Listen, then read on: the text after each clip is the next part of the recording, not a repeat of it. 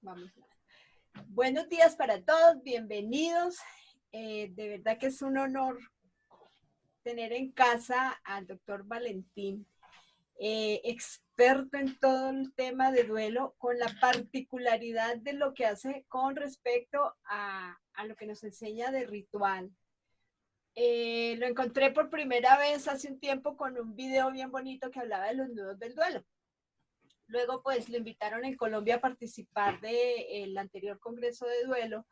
Y pues allí, en dos participaciones que tuvo, pues me daba cuenta de la inmensa sensibilidad, solidaridad, la forma de enseñar además, que a veces incluso con un poco de humor genera nuestro querido invitado de hoy.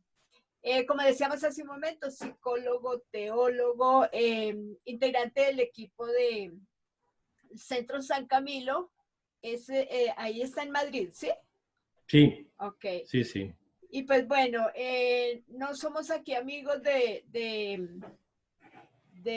enumerar muchos respecto a graduaciones y títulos, porque sabemos que muchas veces, aún sin los títulos, se hace muy buen trabajo, se hace un acompañamiento realmente efectivo, donde hemos aprendido de todos ustedes que lo principal es la escucha. Esa escucha que compasivamente debemos además ir fortaleciendo cada vez más. Así que bienvenido, Doc. El auditorio es suyo, la intención es que pues, nos cuentes sobre el libro y al final haya un espacio para que podamos preguntar. Bien, yo espero no sorprenderos con lo que voy a empezar diciendo, y es que yo no esperaba que fuera el que iba a tener que hablar, o sea, a ver si me explico. Aquí aquí si se dice un conversatorio, es que uno conversa con personas, no que les cuenta cosas a personas, ¿no? Entonces sí que es verdad que yo me siento capacitado para hablar muchas horas del tema. Sí, cierto. No, pero... sí, es que cuando hablamos, mire que Doc es simpático porque tenemos un mismo español, pero el significado de las palabras es tan diverso, tan supremamente diverso. Efectivamente se trata así de que hablemos. Cuando digo preguntas es indicando pues que se va a abrir la oportunidad de participar a todos, a eso me refiero. Claro, yo también. Lo que quiero decir es que o sea, que no tenía como la idea de, a ver, habéis leído el libro, no voy a hablar de un libro que habéis leído. No sería como el tema este, probablemente sería un poco como para qué sirve y si es que sirve o cuál es la experiencia, y lo que yo te decía el otro día cuando hablábamos un poco, como abrir al otro libro, ¿no? Abrir al libro mucho más sencillo que es el último, y que en ese sentido que estaba además a punto de salir cuando fui a Medellín, ¿no? Correcto. Sí, es que, Doc, por ejemplo, dentro de lo que vimos además en el taller literario nos dábamos cuenta del enfoque tan supremamente vital que usted viene dando y enseñándonos, en que se espera que haya, cuando hablamos de ritual, haya un guión. Y al revés, dice usted, y con toda la razón, no puede haber un guión. ¿Qué tal si empezamos con esa parte? Me parece muy bien. Además, de hecho, podemos empezar por la circunstancia en la que estamos. O sea, es una buena forma de empezar. Es decir, yo no sé muy bien cómo estáis, no sé cómo andáis. Yo algún contacto he tenido desde el Congreso de Medellín, tuve algún contacto con México, con alguna persona, y entonces estaba como medio enterado de cómo iba evolucionando el virus, la pandemia, el confinamiento y, por tanto, las normas que iban creciendo. Yo sé cómo es en España, cómo ha sido y lo que ha significado, ¿no? Y lo que está significando.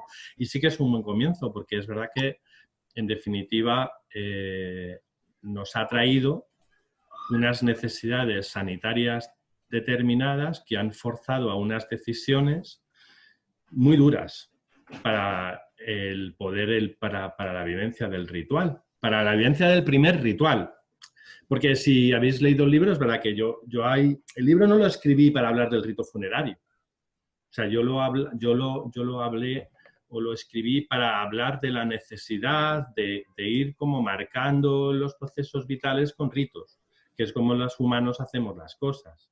Yo qué sé, o sea, en definitiva, todos partimos un poco de ahí, ¿no? Un rito es algo que yo hago y que significa algo importante para mí y que por tanto es significativo. Un rito quiere decir algo que hace que un yo sea yo o un nosotros sea un nosotros. Por ejemplo, cuando mi hija se va a dormir y mi mujer viene al sofá y, bueno, y cuando al principio nos llevábamos tan bien, estábamos juntos en el sofá y ahora ya enfrentados. Pero estamos en el mismo sofá, vemos una película o vemos algo y ya está. Y eso es un rito de final de día, ¿vale? No lo llamamos así, pero si nos faltara, nos faltaría algo. Y si no tuviera para nosotros importancia. De manera que además el sofá es importante porque es un símbolo, en definitiva. Es un objeto que es una pertenencia, es algo importante. Entonces, si yo me voy o yo muero, ese sofá tendrá algo de mí y, por tanto, el gesto de me voy a tumbar hoy aquí a acabar el día, le faltará una parte, no sé si me explico. Y eso es como la importancia del rito. Entonces, claro, los humanos vivimos de esos muchísimos, pero muchísimos. Es como muy de continuo, porque desde pequeños los vamos viviendo. Vamos marcando nuestro terreno con pequeños ritos y, de hecho, los niños van encontrando seguridad desde ahí, ¿no? En definitiva, los niños, de hecho, podíamos partir para hablar de esto siempre de la pregunta de los niños, ¿no? Que es un poco, los hombres somos como cazadores de significados. Sería que además de ser homo racional, somos simbólicos, somos un ser que genera símbolos, que genera significados, que le dicen algo más de el mero bolígrafo que tengo delante. Este boli no es nada, lo tengo aquí, lo he cogido, evidentemente, pero si el boli tiene un contenido especial, es un símbolo. Por eso son tan importantes las pertenencias. Entonces yo recuerdo en este curso de la pandemia en Madrid, bajar a la calle una noche, una tarde. Yo creo que esto, Janet, te lo pasé también. No sé si te pasé los escritos que estaba haciendo estos días. Pero había uno que un poco empezaba desde ahí, ¿no? Yo vi un colchón tirado en el suelo y me di cuenta de lo que era. Un colchón tirado en el suelo en medio de la pandemia es algo más que un colchón tirado en el suelo. Significaba, y era lo que significaba, que mi vecina había muerto del COVID. Mi vecina de abajo, y entonces ese colchón que tenía tanta importancia para esa persona, no sé si me explico, donde ha vivido un montón de cosas, donde al final ha pasado a ser simplemente una necesidad sanitaria, como una evacuación necesaria como de peste. Pero ese colchón, para quien le da importancia, tiene un carácter especial. Y eso solamente lo pueden hacer las personas para las que tiene significado eso.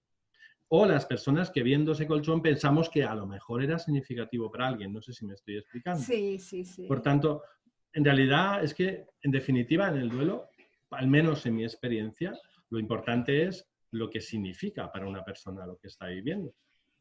Entonces nos hemos encontrado con que de repente nos hemos quedado sin los ritos normales, los ritos de despedida normales. Y nos hemos quedado de tal manera que han llovido es una forma de hablar, ha habido como un montón de protocolos de despedida, del duelo sin despedida, que a mí me han enfadado bastante porque yo no creo que se pueda elaborar un protocolo, o al menos que o al menos lo que pienso es que si hacemos un protocolo de duelo estamos infantilizando la capacidad que tiene la gente de generar su propio protocolo de duelo. No sé si me explico. Sí, sí, sí. De manera que las personas han ido haciendo lo que han podido. Y yo me he ido encontrando esto. Entonces, distintas cosas que han ocurrido. Entonces, ¿qué ha pasado aquí? Pues que no se podía enterrar personas. Primero que muchas veces no se podían enterrar personas todavía, porque los familiares, o sea, hubo un momento que se acumulaban y estuvieron en un palacio de hielo, en el Palacio de Hielo, y ahí estuvieron muchísimo, con una especie de morgue, al menos en Madrid. Y ocurría algo importante, y es que entonces al final se autorizaban los entierros pero para 3 personas. O sea, 3 miembros de la familia nada más. El resto no había tanatorio, no había encuentro. Y en muchísimos casos, por necesidades sanitarias, por miedos iniciales o lo que sea, pues hubo cremaciones que eran fuera de Madrid, a muchos kilómetros de distancia, que era como tener que recibirlo después. Bueno, todo esto son circunstancias que han hecho que la gente se haya quedado sin ritos de los que siempre tenemos. También es verdad que yo he aprendido ya en la vida que cuando uno dice siempre, está diciendo siempre para su siempre. Porque, por ejemplo, en nuestro país, decir siempre hemos tenido tanatorio es mentira. Los tanatorios son de los años 60. Sí. De cuando empezaron a haber muertes en los hospitales. No sé si me explico. Y entonces había que irse a otro lado, tener un poco las ceremonias, los ritos y tal, y luego, ¿no? Pero ahora decimos, no, es que nos han quitado lo de siempre. Pues lo de siempre no ha existido nunca. Cierto. Y de hecho, no había, pero estamos acostumbrados. Claro, pero si nos han quitado algo, ¿qué nos han quitado? Pues bueno, nos han quitado. Y claro, ya el lenguaje de nos han quitado genera como una sensación extraña, ¿no? ¿Vale?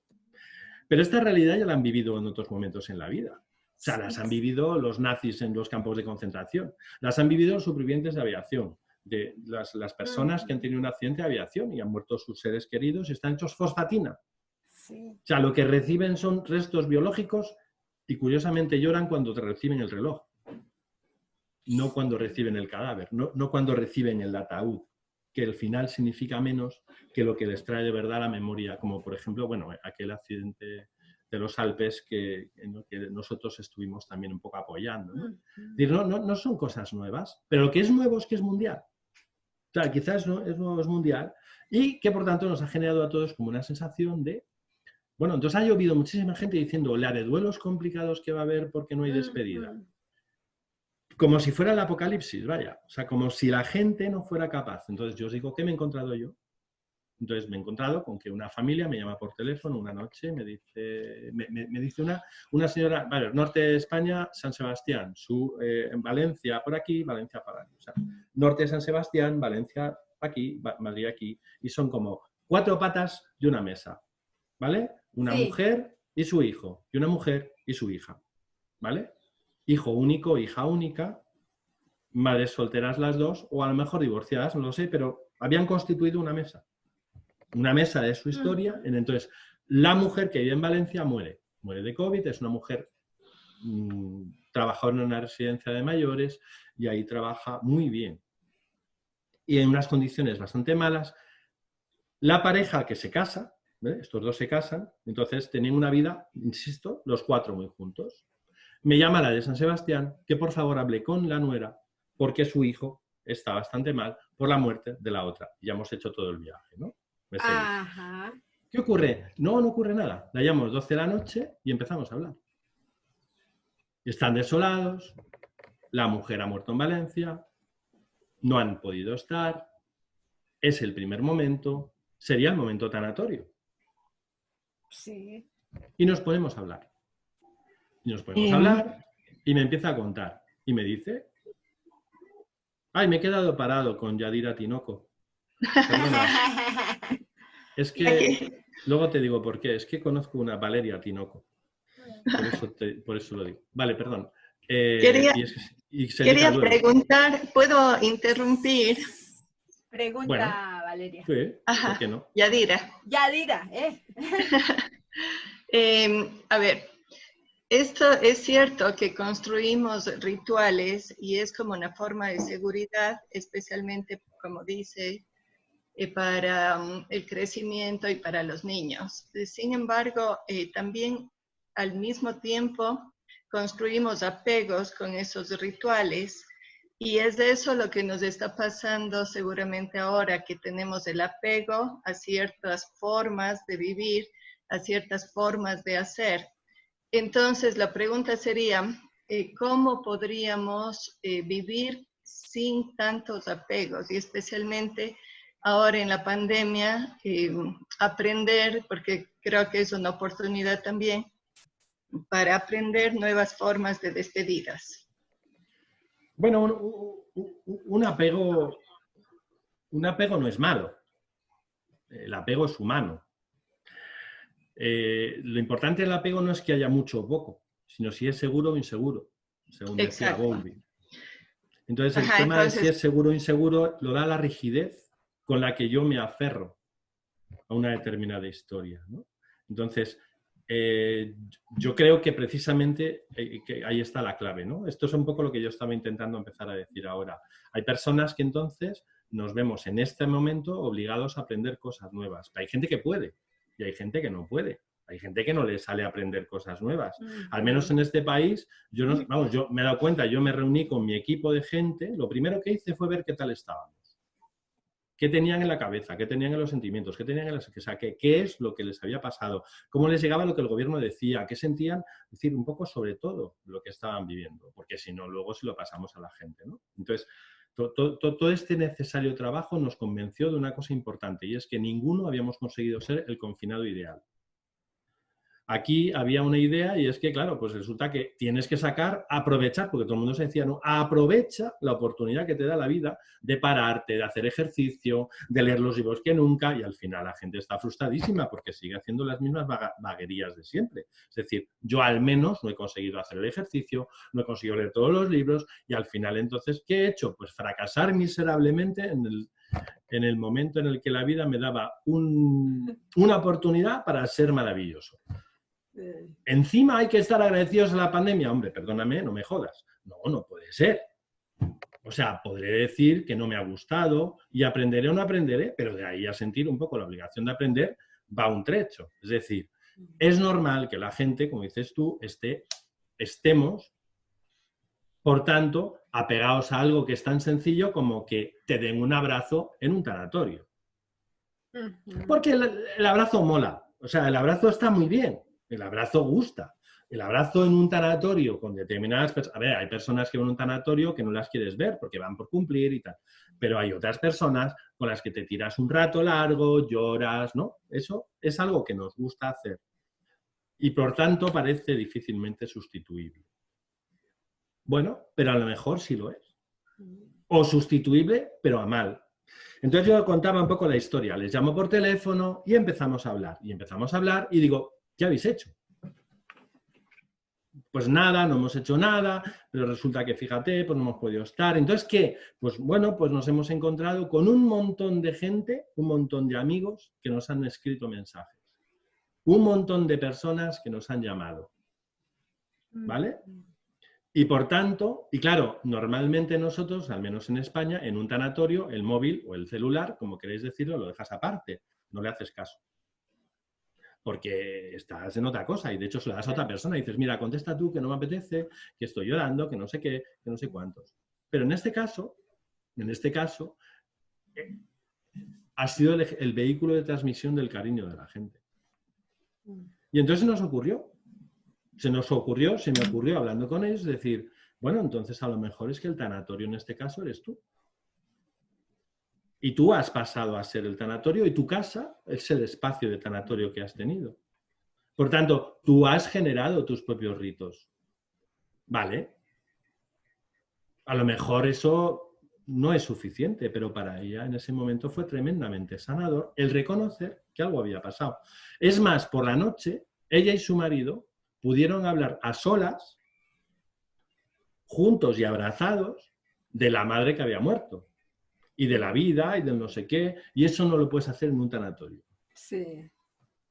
Además, con lo cual, sí, más cansado del acto social como tal, porque también hay en esa parte todo lo que implica el hecho social de escuchar, saludar al que no quieres escuchar, muchas de las formas como las personas hacen su saludo de condolencia, que no necesariamente es muy asertivo, ¿no?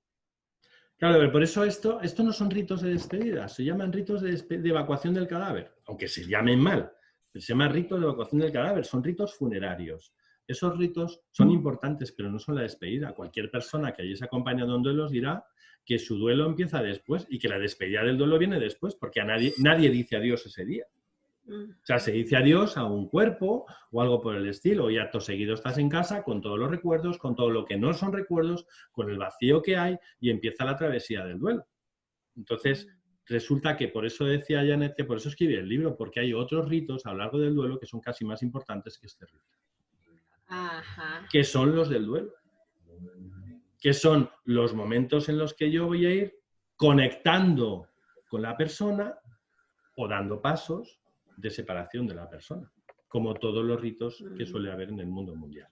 Entonces, es un rito cuando una persona coge la ropa de una persona, abre el armario, coge la ropa de la persona y se aferra a ella, y es un rito ¿de qué? De conexión. Sí que es verdad que para que fuera rito de verdad, tendría que coger un objeto simbólico, no un objeto que traiga olor, porque eso es búsqueda física, y la búsqueda física no es exactamente lo mismo que la búsqueda simbólica. No sé si me explico. Pero si yo cojo el reloj de mi abuelo y lo veo, y me acuerdo de mi abuelo, y no es que yo, como si fuera el Señor de los Anillos, pongo el reloj en el suelo y de repente aparece mi abuelo, no. No es como si yo enhebro el reloj, me lo pongo y entonces emerge no, sino simplemente me sirve, es un rito de conexión. Pero el duelo necesita ritos de despedida también. Ritos de despedida que por tanto no son continuos, eso tiene que ser uno o dos. O sea, no puede haber como continuamente de estos. Entonces, claro, bueno, es evidente que cuando yo escribo este libro, el de los ritos y el duelo, yo todavía no me había inventado las metáforas con las que yo hablo luego. Entonces, yo sí que es verdad que enhebraba en un proceso de acompañamiento de las personas y al final llegaba un poco el momento creativo del rito. Momento creativo que solía ser de cierre y que es súper rico.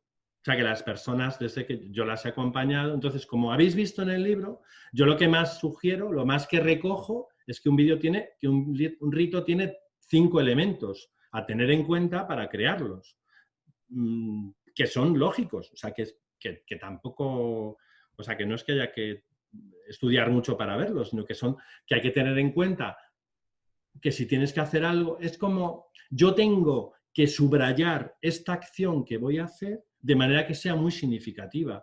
Pues ¿cuántas veces subrayas una cosa que es significativa?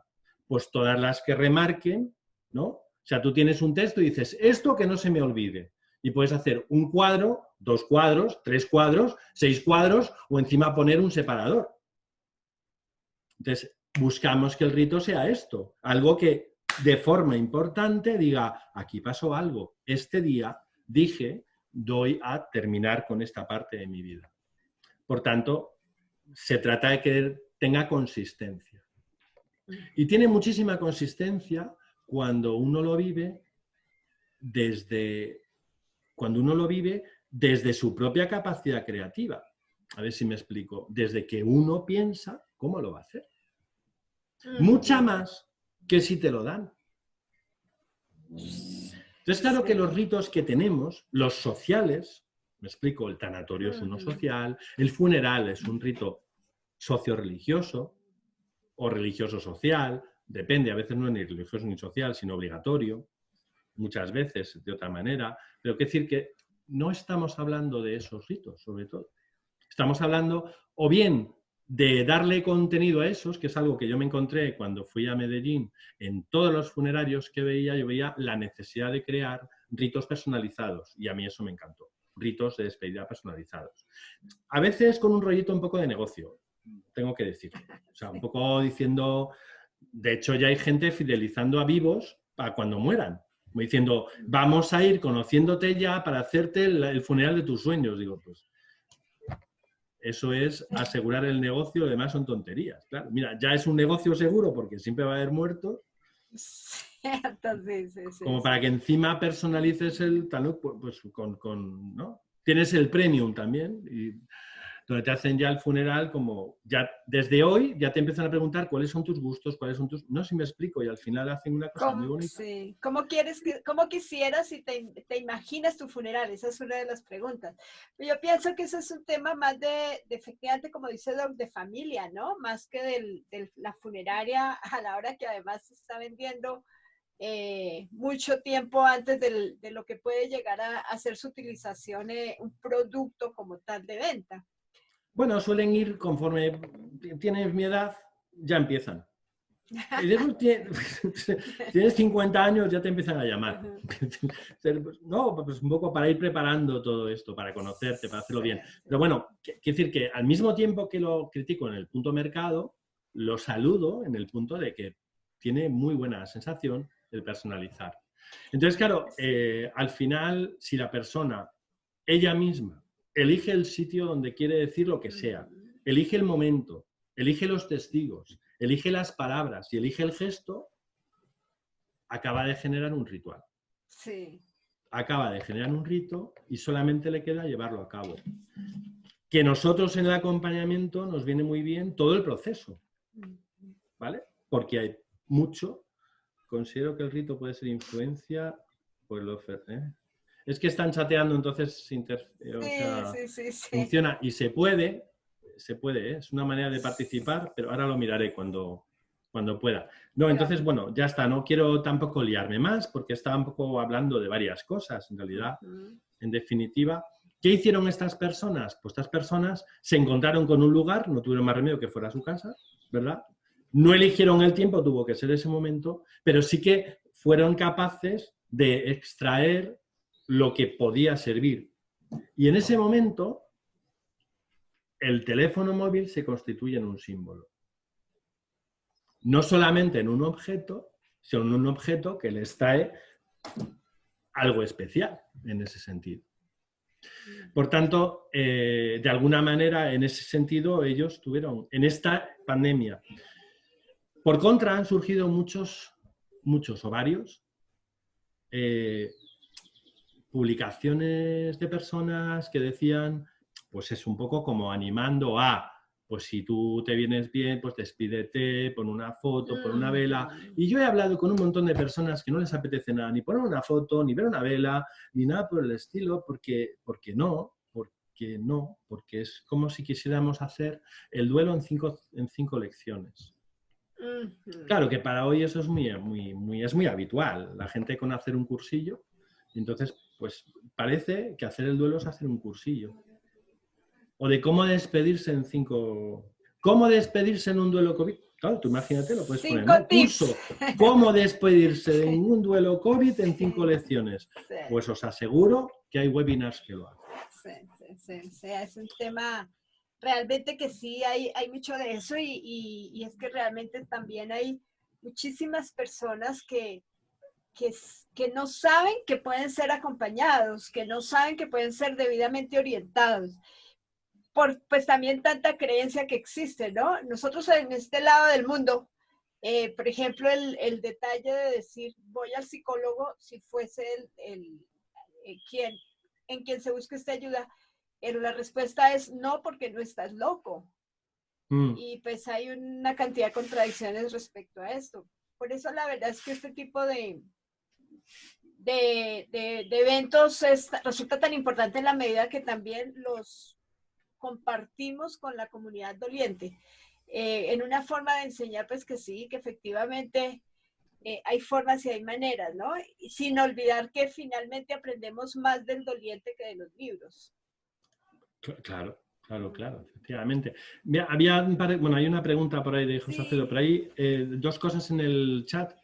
Igual no soy yo el que tiene que estar atento a todo, ¿no? Porque si no... Sí, Doc.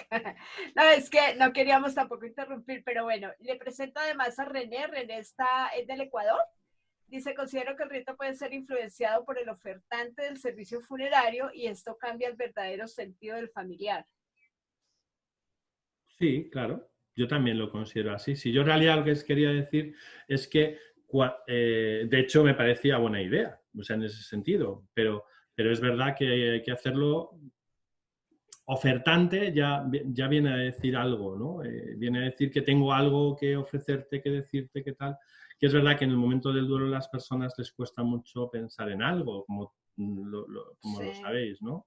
Sí. Y por eso viene muy bien tener un articulado. En realidad sí que viene muy bien tener algo en lo que te dejes llevar.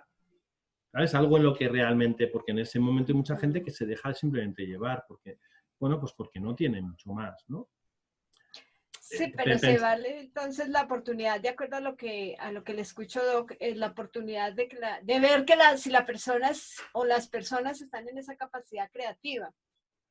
Hay personas que están en esa capacidad creativa y hay personas que no lo están. Lo que pasa es que en esta situación, y por eso en esta situación nos encontramos, así como me encuentro con estas personas a partir de las cuales yo digo, pues entonces parece que un giro interesante es que el tanatorio ahora mismo eres tú mismo, porque no hay otro tanatorio, y tú eres la casa de ti mismo, porque no hay otro sitio donde estés recibiendo a la gente, o el tanatorio es tu móvil, o el tanatorio es tu casa, ¿no? En definitiva, pero tú eres el autor de tu propia despedida.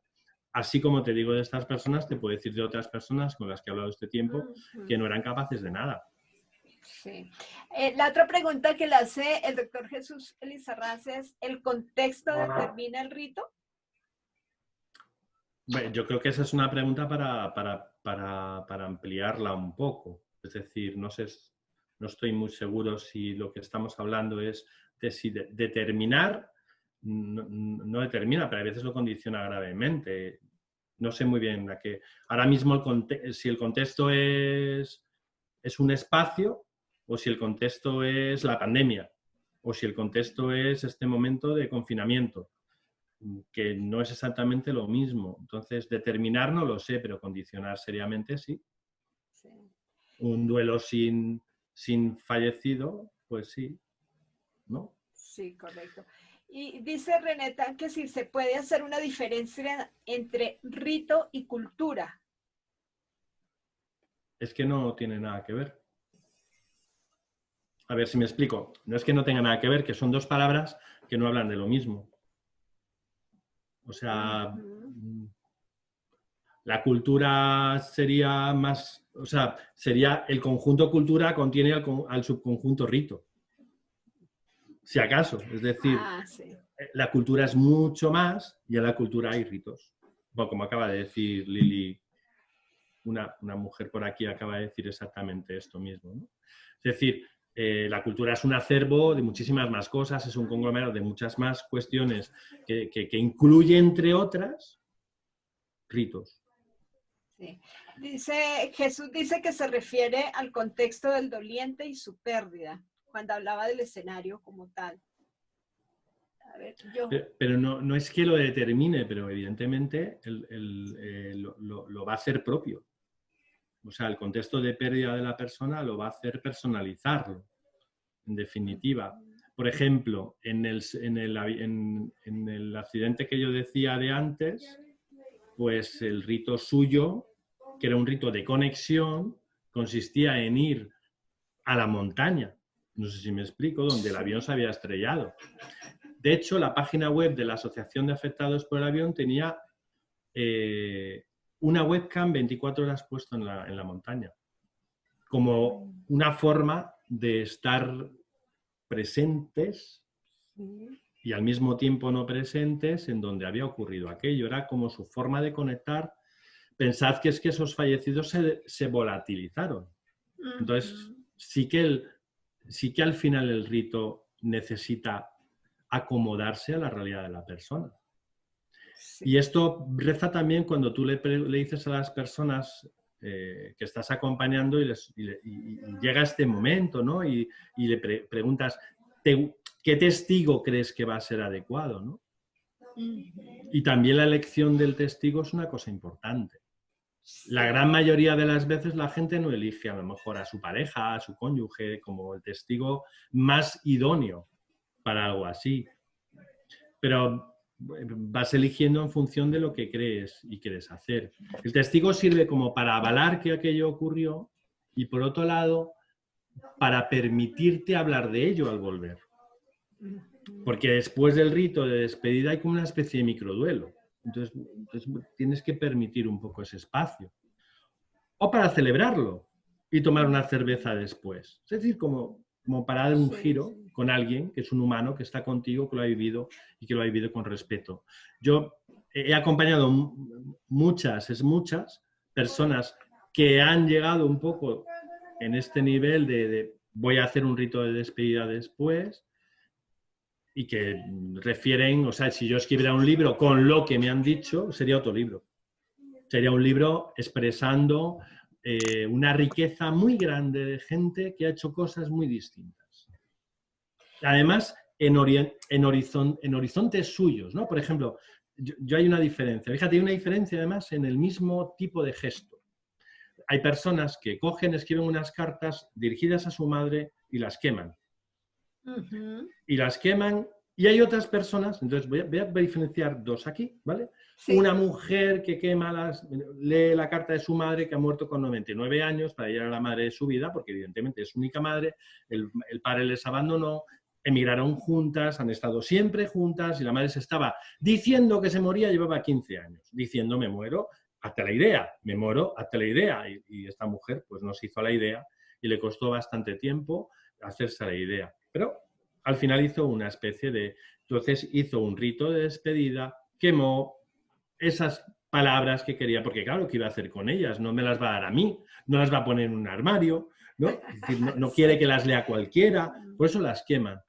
Entonces, su sentido de quemarlas será simplemente, yo ya lo he hecho, ya he hecho uso de estas palabras, entonces simplemente que desaparezcan, ¿vale? Bien, a ese lado dice, bueno, está Isabel, que ella es religiosa, y que entonces quema las palabras, pero mientras dice, suba mi oración como incienso a tu presencia.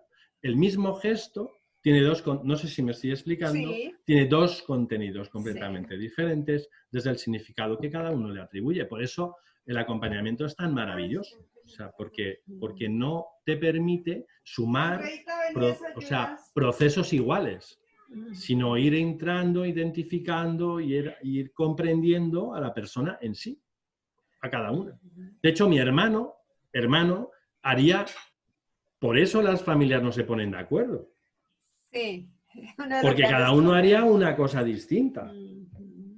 Y mientras uno diría, pues mamá, la vamos a enterrar con flores, a lo mejor otro escupiría en la tumba. Y son los dos hermanos de la misma madre. Pero son experiencias vitales completamente distintas. Bueno, no sé si me explico con algo de esto. Sí, perfectamente. En realidad es lanzar un poco ideas, ¿no? Dice René que, les comento que hemos atendido casos de fallecidos por COVID que están postergando sus ritos. Las familias postergando sus ritos. Claro, esa es otra. Pero han hecho unos ritos previos. Algo han hecho. Aunque el rito sea simplemente echarse a llorar, a mirar una foto. O sea, algo. O sea, no podemos aplazar, porque si no, o sea, tendríamos aplazado siempre todo. Y no es posible, porque la vida nos va devolviendo que ya han muerto. No sé si me explico. Puede ser que sea un trasiego como de entrar y salir en el agua, que dicen, pues Trebishud, ¿no? Cuando hablan ellos del movimiento oscilatorio de entra en el duelo, sale del duelo, entra en el duelo y sale del duelo, ¿no? Pero en definitiva sí, yo creo que eso que dices tiene mucho sentido, claro. Bueno, tantos fallecidos en este momento atendidos por COVID o con causa pues COVID. Y justamente viene el Día del Padre. Todas esas celebraciones de primer año que son tan complejas de manejar, pero que en sí se vuelven efectivamente la opción de un rito a nivel familia, a nivel de donde la persona pues era bien importante. ¿Cómo entonces orientar a las personas para que más allá de pronto de ese funeral no presente, que es tal vez lo que ha dificultado un poco como este nivel de aceptación y estas quejas recurrentes de es que no me dejaron verle, no me dejaron ni siquiera llegar al crematorio, no estoy seguro si era mi ser querido, y de ahora Día de Padre, donde ese padre salió de su casa y no regresó, ¿qué hacemos ahí, Doc? Lo que pasa es que si la persona, o sea, primero yo, aunque ponga orientador educativo, no oriento nada a nadie. O sea, quiero decir, que orientar, yo no oriento nada, ¿no? Yo no oriento, porque realmente creo que es un proceso de búsqueda conjunta en ese sentido, ¿vale? Sí, pero correcto. Lo que sí que haré será como buscar significado de lo que está pasando. Y entonces, ¿qué está pasando si tú me dices que viene el Día del Padre?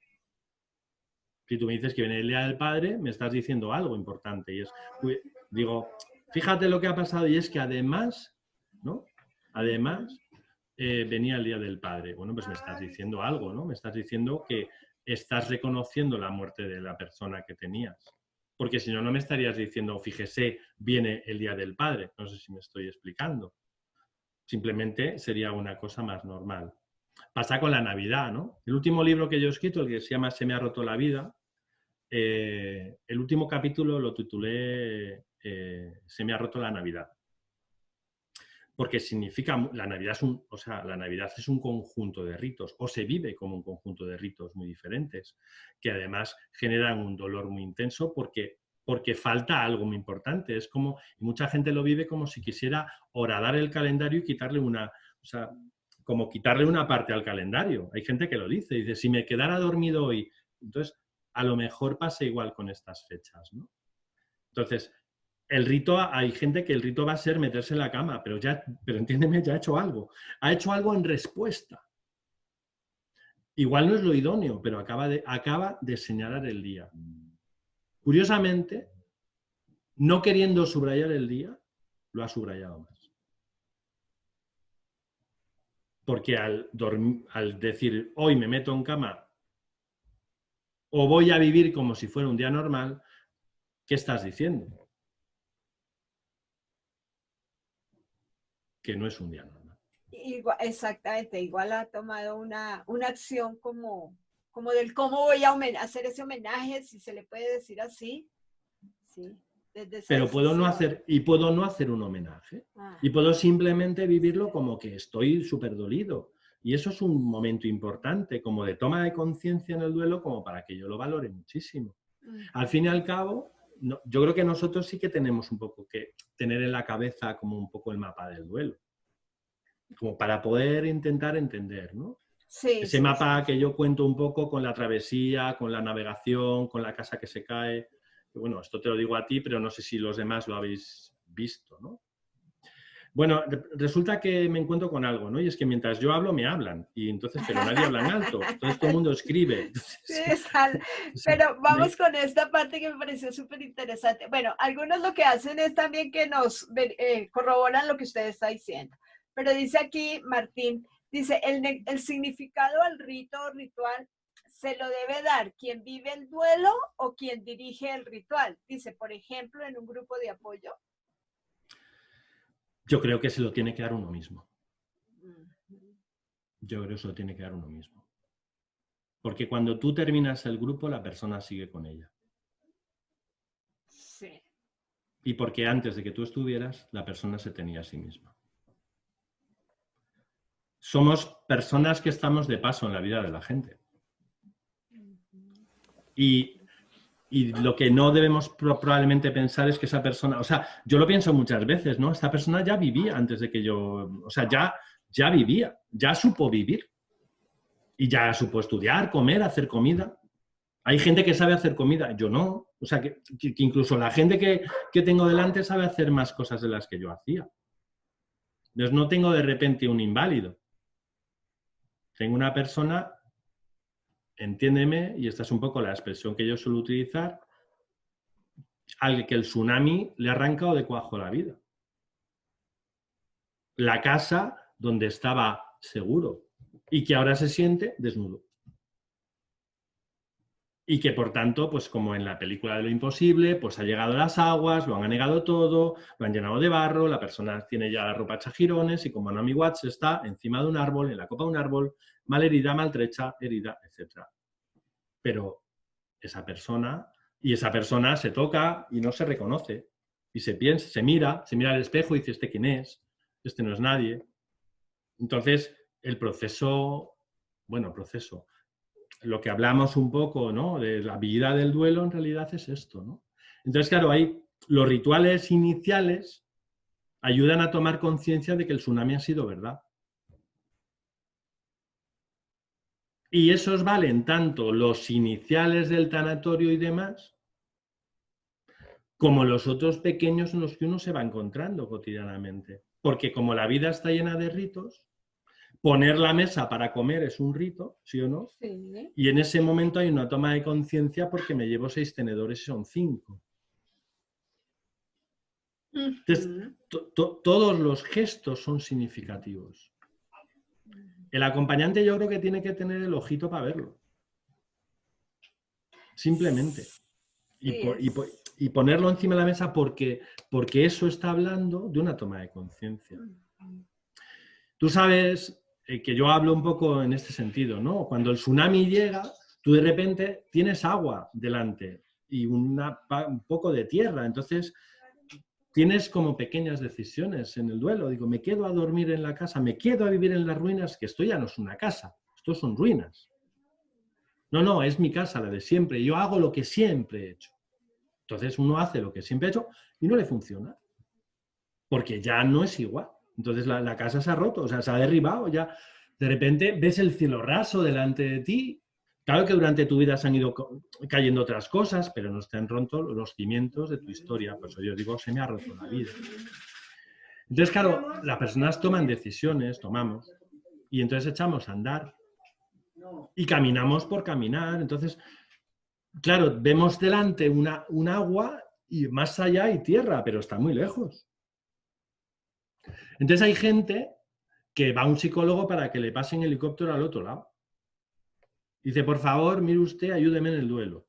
Entonces, pues esperan que tú les ayudes en el duelo. Que eso es que les montes en tu helicóptero y les pases al otro lado. Hombre, si eso fuera posible, habría que pagarlo muy bien. Pero es que eso no existe. Es más, claro, el proceso de duelo, que en definitiva es como todo un laboratorio humano que uno se tiene que hacer para remendar un montón de cosas, porque claro, tú tenías una vida que funcionaba de una manera, pero también estaba como sus chapuzas y tenías tus nudos, y tus nudos se habían ido acumulando en una cuerda que es tu vida. Bueno, tú sabes, Janet, que no tengo tiempo de contarlo todo, así que dales vídeos y que vean alguno de estos, que los que cuento esto. No, lo digo en serio porque no puedo contar todo eso, ¿no? Sí, sí, sí, hemos compartido ya en los grupos muchos de los videos y sabemos que sí los han visto, sobre todo porque pues digamos que nos encontramos, yo creo que si algo nos ha traído esta pandemia es el tema de ver más allá de lo que habíamos aprendido. Yo creo que ninguno de ¿Qué ha nosotros pasado? había tenido...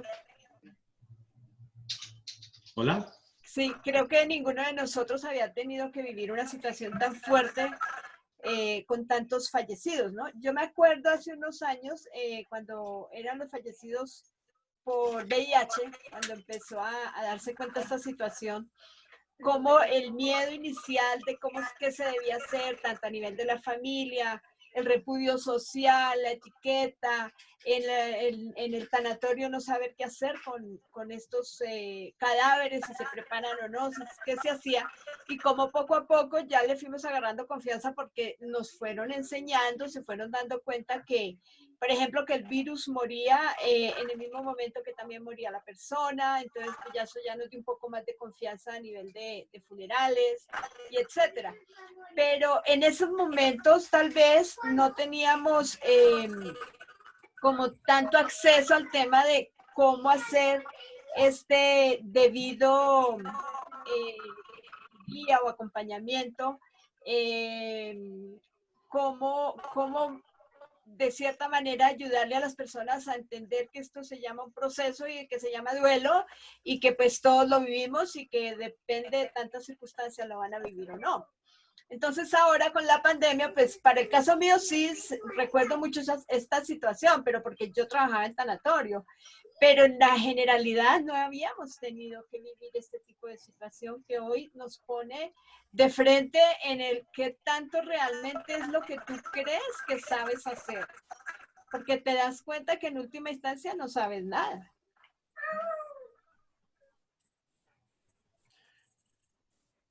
Y sin embargo algo sí que sabes, ¿no? Hola, buenas noches. ¿Puedo hacer un comentario? Buenas tardes para Valentín, Janet, Hola, Toñita, Antonio. bienvenida. Gracias, está muy interesante todo, pero quería regresar un poquito al tema de la muerte personal. Estaba leyendo un estudio que se hizo en Israel y decía que el ser humano es consciente de la muerte, pero no de la muerte propia. Y se me hicieron un estudio, entonces yo hice la dinámica, puse en una foto personal los datos así como si ya estuviera muerta, y realmente yo por experiencia digo, no creemos en la muerte, creemos que le va a suceder a otros menos a nosotros mismos. Entonces eso me llama mucho la atención porque sí, hablamos mucho de aceptar la muerte y trabajo en la funeraria igual, y en lo personal digo, no, sí es complicado. podrá haber muchos temas, pero el mismo cerebro por biología no lo acepta. Por la misma parte de la neurociencia, la misma parte de las neuronas, no lo digiere. Quizás desde la conciencia sí, pero desde lo que es interno, no, y lo digo si es cierto, lo testifico. Era un comentario que quería hacer hace rato. Lo que pasa es que dice Yalom, hablando un poco del duelo en el tema existencial, que que en cada duelo lo que se representa precisamente es mi propio duelo. Y por eso nos estremece tantísimo, muchísimas veces acompañar al duelo. Entonces, verdaderamente eso nos pone en relación a que las personas que estamos acompañando duelo, de alguna manera sí que nos hemos puesto delante de esa realidad. Pero tienes razón en un sentido, desde mi punto de vista, porque yo he tenido el COVID en este tiempo, y aquí el COVID, como no se cura, porque el COVID no se cura, el COVID es una cuestión como de lotería. O sea, cuando tú sientes, o yo sentí, primero tú sientes que no te pasa nada, pero de repente te pasa. Y de repente no sabes, y como aquí al menos el tema era que te miraban telefónicamente cada 3 días, si tú me dices al teléfono que dentro de 3 días te llamo, te comunico que acabas de pasar de diagnóstico a sospechoso de COVID, tú haces una multiplicación en tu cabeza de 24 horas por 3 días, que son 96, ¿no? Digo, no, 72, perdón, 72, ¿verdad? Y luego haces una multiplicación por minutos y luego por segundos. Y esos son los días, segundos, minutos de angustia que te quedan hasta que te digan si tienes más o tienes menos COVID, ¿no? Entonces, en ese caso, Antonia o Tony, como te quieras que te diga, en ese caso, pues se me representó claramente, claro.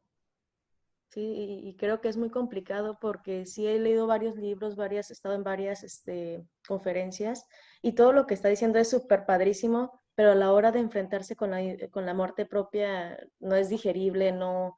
Yo como que he estado en duelos anticipados con mi familia, de papá, mamá, imaginándome su fallecimiento, cuando acompaño, bueno, anteriormente estaba en la funeraria y daba estos ritos de despedidas en algunas ocasiones, y miraba el féretro y me visualizaba a mí misma y no era, o sea, no es sí, pasable. O sea, a nivel cerebral, por neurociencia, no lo digiere. Entonces, sentirlo en la piel, decía un psicólogo precisamente de aquí de México, que cuando tiene rostro, por ejemplo, esto del COVID, tiene rostro, tiene familia, ahí es cuando llega el impacto emocional. Ahí es cuando sí tomamos las cosas en serio. De otra manera, es solamente puras falacias, puras creencias, puras cosas inexistentes. Bueno, claro, yo pasé de confinado a enfermo. Una diferencia importante. Fuerte, Doc, no sabía eso. Hasta la emoción se palpita aquí. Sí. Bueno, luego ya pasé a ser sano y ahora soy inmune. Ajá. Ese es el punto. Me quedé un poco así, sorprendida no sabía, además no preguntamos, además, ¿no? Como que al comienzo decíamos, de hecho se menciona en una investigación que hizo un mexicano igual, el doctor Gómez, donde decía que hablaba de las etapas que se han vivido, y una de esas etapas decía como rebeldía desde el punto de vista de que yo estoy bien, mi gente está bien, mi familia está bien, eso que me están diciendo no es cierto. Hasta que vienes y te enfrentas con que tu vecino, el de abajo, el de arriba, el conocido de farándula, tiene el virus. Y peor, pues, en cuántos casos que sabemos que fallecieron, como lo del colchón, que es la forma como además nos enteramos. Entonces ahí dicen, oh, sí, es cierto lo que está pasando. Claro, lo que pasa es que lo que estamos viviendo, digo, hablando como nos interesa a nosotros el duelo, ¿verdad? No es duelo. Todavía no hay duelo. Estamos en shock. O estamos en el golpetazo que nos estamos pegando. Estamos en la toma de conciencia de que no podemos tener a lo mejor unos ritos que nos gustaría. Estamos tomando, o sea, pero no estamos en el momento de duelo, efectivamente. Estamos, como dicen aquí, en estrés fuerte. ¿Vale? Me preguntan aquí cosas. Sí, le pregunta, me encanta aquí la pregunta de Lili que dice, ¿cuáles fueron los ritos que le ayudaron a usted a vivir de menor manera la enfermedad? Lili, vale, lo digo porque, claro, que tengo una pregunta en el anonimato y no le vea. Lili, ¿dónde No tengo estás? a quién dirigirme. No, está aquí, ¿no? Parece. Va. Sí. Por ahí parece que está. Pues es mira, para mí lo que sí es cierto es que generó una sensación de tener que conectar conmigo. Entonces a mí me ayudó mucho. O sea, yo a la noche iba tomando conciencia de lo que estaba viviendo. Y algo que he hecho y que me ha ayudado mucho y que también, como sabéis, ayuda mucho dentro de este tema de los rituales, fue escribir. Pero no escribir diario, sino escribir como la consecuencia de lo que estaba sintiendo y viviendo traspasado, ¿no? Es decir, como dándole un poco sentido a lo que estaba viviendo. Entonces escribí sobre el colchón, escribí sobre los ritos, pero escribí desde pues claro, yo estaba escribiendo desde mi propio enfado. O sea, yo estaba escribiendo en mi propio enfado, en mi propia tristeza, porque yo una cosa que escribía estos días, precisamente a la luz de esto, Lili, a ver dónde estás. Bueno, por ahí andarás. Es el duelo por uno mismo. Es que este tiempo yo hacía duelo por mí mismo, igual que mi hija hacía duelo por sí misma. Y otros hacían duelo por sí mismos, porque el sí mismo de antes ya no estaba. Y mi hija necesitaba ir al colegio para poder vivir bien. Y no teniendo colegio, pues es una niña que le cuesta bastante más estar en casa y vivir de una manera. Y luego, entonces, escribir a mí me ha ayudado mucho a tomar conciencia de lo que estaba viviendo. Y por tanto, entrar un poco en las emociones en las que yo me encontraba. Y luego hay pequeños ritos familiares que me ayudaban. Claro, cuando tú tienes el virus aquí en España al menos, y si es posible, te aíslan, y si no es posible, también. Entonces, como tú llamas por teléfono y es cuando lo tienes, a mí me aislaron en mi casa. Mi casa es muy pequeña, tiene 50 metros cuadrados, y la tenemos llena de cosas temporales. Entonces, mi hija trazó como una línea imaginaria, que imaginaria de nada. Cogí una cinta de la mercería roja y marcó mi territorio de mi casa. Ella me decía, entonces cada día sí que había pequeñas cosas que me ayudaban y que eran importantes en ese sentido, que eran ritos que me permitían hacer sentir que todavía pertenecía a esa familia, aunque me hubieran aislado. Porque ya se fueron a la habitación, a mí me metieron en el salón, en un colchón, en el suelo, y marcado por un territorio. Mi hija, de hecho, había interiorizado que yo estaba detrás como de una especie de, ¿cómo decía ella?, de una mampara. Entonces, cuando yo salí de mi enfermedad con la noticia de me han dado la inmunidad, y fue cuando nos volvimos a encontrar, para mi hija era raro porque era como que tenía que pasar una mampara que se había inventado. Ella misma se había inventado una serie de cosas en este sentido. A mí me servía mucho el café descafeinado que me servían todas las mañanas con un poquito de leche condensada. Para empezar, eso para mí era un signo de que estaba en esa familia acompañado y querido. No sé si me explico. Las pequeñeces estas que son ritos cotidianos de conexión con mi familia. Y por otro lado, la conexión conmigo. Entonces, esa conexión conmigo que era, por un lado, pensar, en algún sentido rezar y luego escribir, que es lo que más he hecho más que otras veces. El que sabe que yo me dedico a hablar con personas, yo me dedico al acompañamiento. O sea, yo también doy clase, doy conferencias y tal, pero yo no me pongo a escribir artículos como un descosido.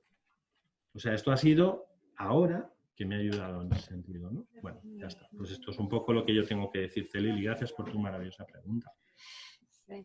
Me hace ver también con este relato, sí, de la cantidad de ritos que tenemos a nivel familia, que de pronto en el quehacer diario pareciese que se ocultan, pero no.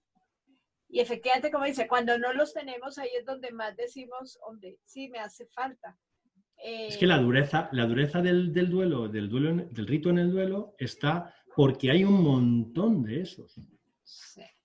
Entonces, si yo me levanto y voy a la cocina y te digo buenos días y ya no hay buenos días, es el primer rito que se ha caído. Y a partir de ahí todos. Y son pequeñeces en las que tú no te fijas. Pero como decía Erickson, que es un poco lo que decíamos, como decía Erickson, esto se va gestando desde uno que es pequeño, generando un espacio de seguridad. El rito te hace sentir que eres parte de algo y de alguien. En definitiva. Sí. Por eso probablemente si entramos en profundidad en este tema, podríamos decir, oye, pues a lo mejor algo que me haga sentir parte de aquella persona, pues entonces, ¿qué tengo? Pues mira, una cosa que han hecho aquí las personas, gracias a las televisiones, es hacer ese panel de experiencias en la televisión en el que han ido poniendo vidas de personas. Algunos de nosotros, yo creo que creo que puedo decir legítimamente que fui de los primeros que lo empezó a decir. Porque muy desde el principio yo lo dije, necesitamos nombres y no números. Lo ha dicho mucha más gente en el mundo, lo ha dicho más gente, pero aquí yo lo escribí al empezar, dije, estamos todo el rato pendientes de una curva. Sí. Digo, parece pornografía, en vez de, digo, no sé, curvas, no sé. No es otra cosa que matemáticas, curvas, que bajen, que suban, que no sé qué. Entonces empezaron, y ahí las televisiones empezaron a poner paneles virtuales donde la gente exponía la vida de personas que habían ido falleciendo. Y eso servía, eso sirve. Son como memoriales. Online existían, fíjate, cuando yo fui a Medellín, fuimos a hablar del duelo virtual, el duelo digital, para cuestionarlo. Como para decir, ¿no? Porque en el fondo... ¿Esta tarde estamos o no estamos? Sí. O sea, primero que es de día, allí, aquí es por la tarde, pero ¿estamos o no estamos juntos?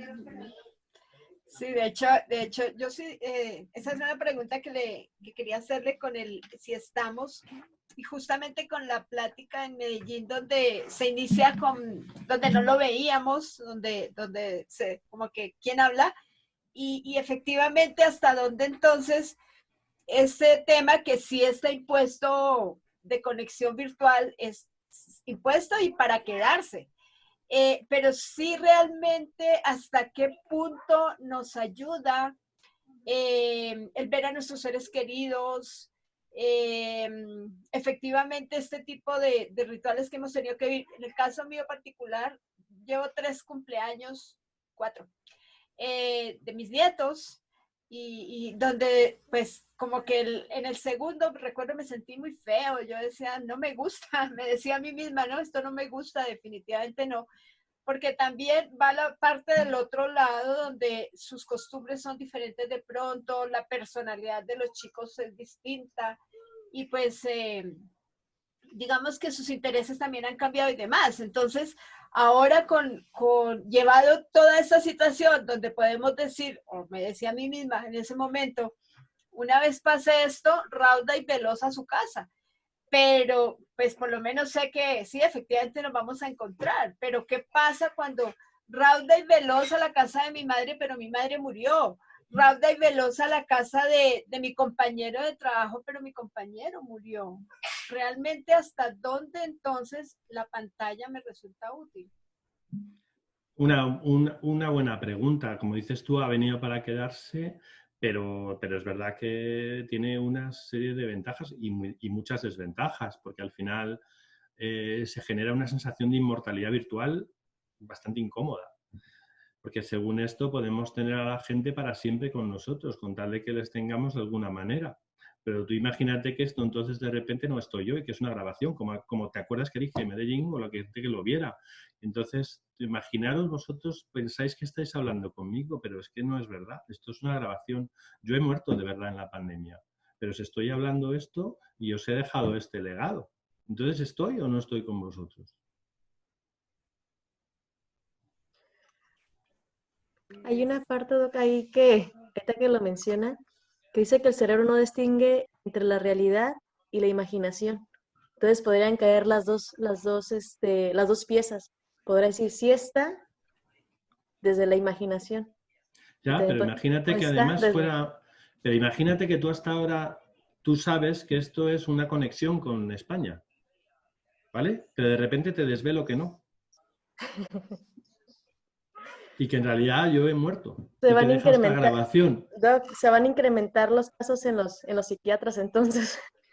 No, lo que pasa es que tenemos que probablemente, y eso es lo que es realmente, en el tema que decíamos antes de los vínculos y demás, eso es lo que realmente es adaptativo y es flexibilizar muchísimo los esquemas mentales en ese sentido. Pero también darnos cuenta de que probablemente esa flexibilización no puede ser, no, o sea, no puede ser la difusión pura y dura, como si no hubiera nada que tuviera sentido. Por eso seguimos hablando de un mapa de duelo, pese a hablar de la variabilidad con la que podemos...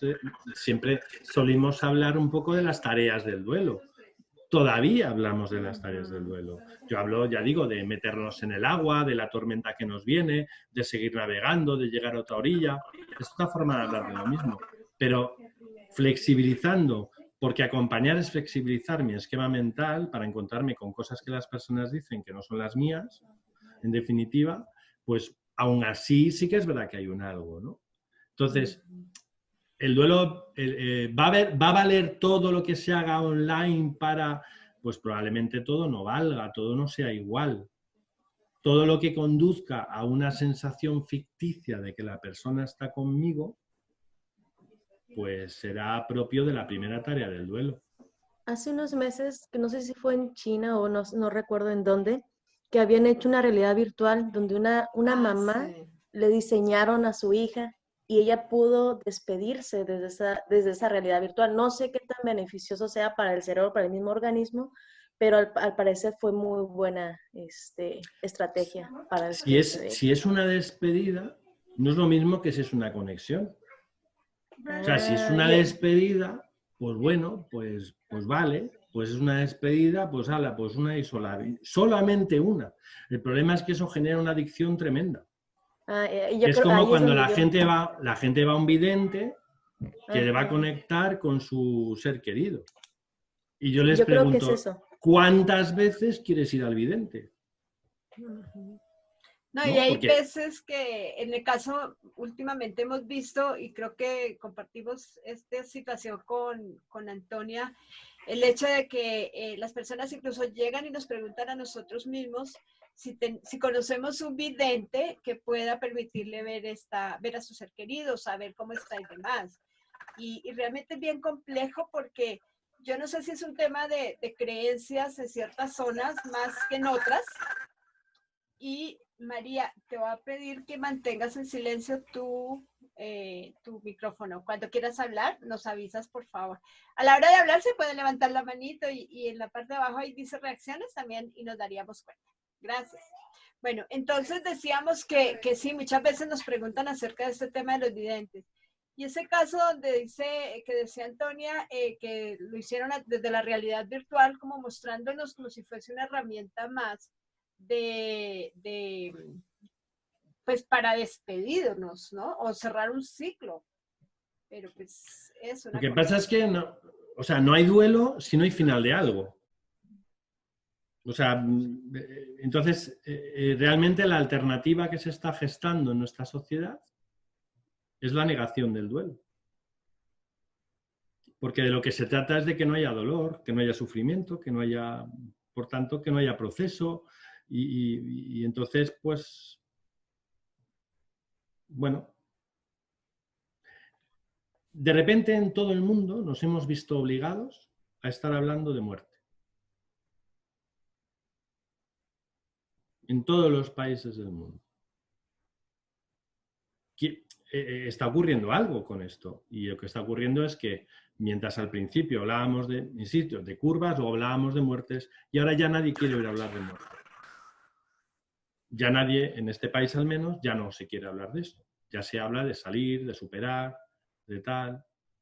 Es decir, si os dais cuenta, el recorrido. Aquí hizo el gobierno un luto, el mayor de la historia de nuestra democracia, de 10 días. Y no se hizo nada. O sea, no se habló de muerte, ni de muertos, ni de duelos, ni de nada. Se hizo 1 minuto de silencio al principio y 1 al final. No hubo más. Hubo más en la iglesia que el obispo de aquí, el de Madrid, hizo un funeral. El de Valencia hizo un funeral. Como de muchas víctimas y personas. Pero pero no. Sí. Doc, dice dice que cuando le confirmaron el diagnóstico de COVID, ¿qué sintió ante el enfrentamiento de la propia muerte? Pues yo me sentí muy mal, yo sentí mucho miedo. O sea, respecto de mi familia, la verdad que desde que acompaño un duelo y acompaño hace tanto tiempo y con tanta gente, yo tengo un rito de despedida cotidiano de mi familia. O sea, es algo, lo tenemos. Mi mujer y yo lo tenemos. Es una tontería, pero nos miramos desde arriba de la escalera, abajo de la escalera, es la última visión que tenemos antes de irnos. Y así estemos enfadados, lo hacemos. Aunque sea, estamos enfadados. Es una tontería, pero bueno. Ahora, cuando yo recibo el diagnóstico de COVID, yo no tuve mucho miedo por mi muerte en principio, pero alguna noche sí. Las noches tienen esa complicación, ¿no? Muchas veces. Más porque yo estaba en un colchón, más porque estaba en el suelo y además tenía miedo de contagiar a mi gente y a mi familia y por tanto de rebote a mi suegra. Y si quieres que te diga la verdad, y te voy a decir la verdad, Leoncio, tenía más miedo a lo que mi mujer me iba a decir por contagiar a su madre que a morirme yo. ¡Ay, qué caray! Está bueno eso. Pero sí que por momentos, sí que pensaba que, sobre todo, mira, Leoncio, el momento fundamental fue cuando me dicen, dentro de 3 días te llamamos a ver cómo estás. Y entonces yo digo, no le importa una mierda a nadie. Como que te llamamos a ver si estás. Sí, sigue vivo. A ver cómo sigues. Eso que mencionas, Valentín, es muy cierto. Y ahorita Janet nos hace retroceder en la historia. Me ha tocado el VIH, influenza, bueno, todo lo habido y por haber en el universo. Y en negarse, el gobierno niega, en mi país, supongo que muchos, niega las muertes, ¿no? Entonces dice, ok, Valentín, ok, Leoncio, están enfermos. Quédense ya. Yo los estoy viendo, ¿eh? Pero en 3 días te hablo. Esos 3 días, como tú dices, son terribles. Sí. Dices, no, una mierda es mucho, ¿no? Dices, no, ese pinche gobierno no le sirve a nadie, ¿no? Eso es. Y esa parte que hacen tus hijos de separar y decir, para protegerme, para protegernos, después supongo que hicieron un ritual para levantar la cintita y volverse a unir. Sí, pero fue un ritual fácil. Después de todo el sufrimiento. Sí. Efectivamente, en ese caso, cuando yo vine con la noticia de la inmunidad, porque no es la noticia de la curación. O sea, la noticia de la curación vino y después de la curación vino la cuarentena.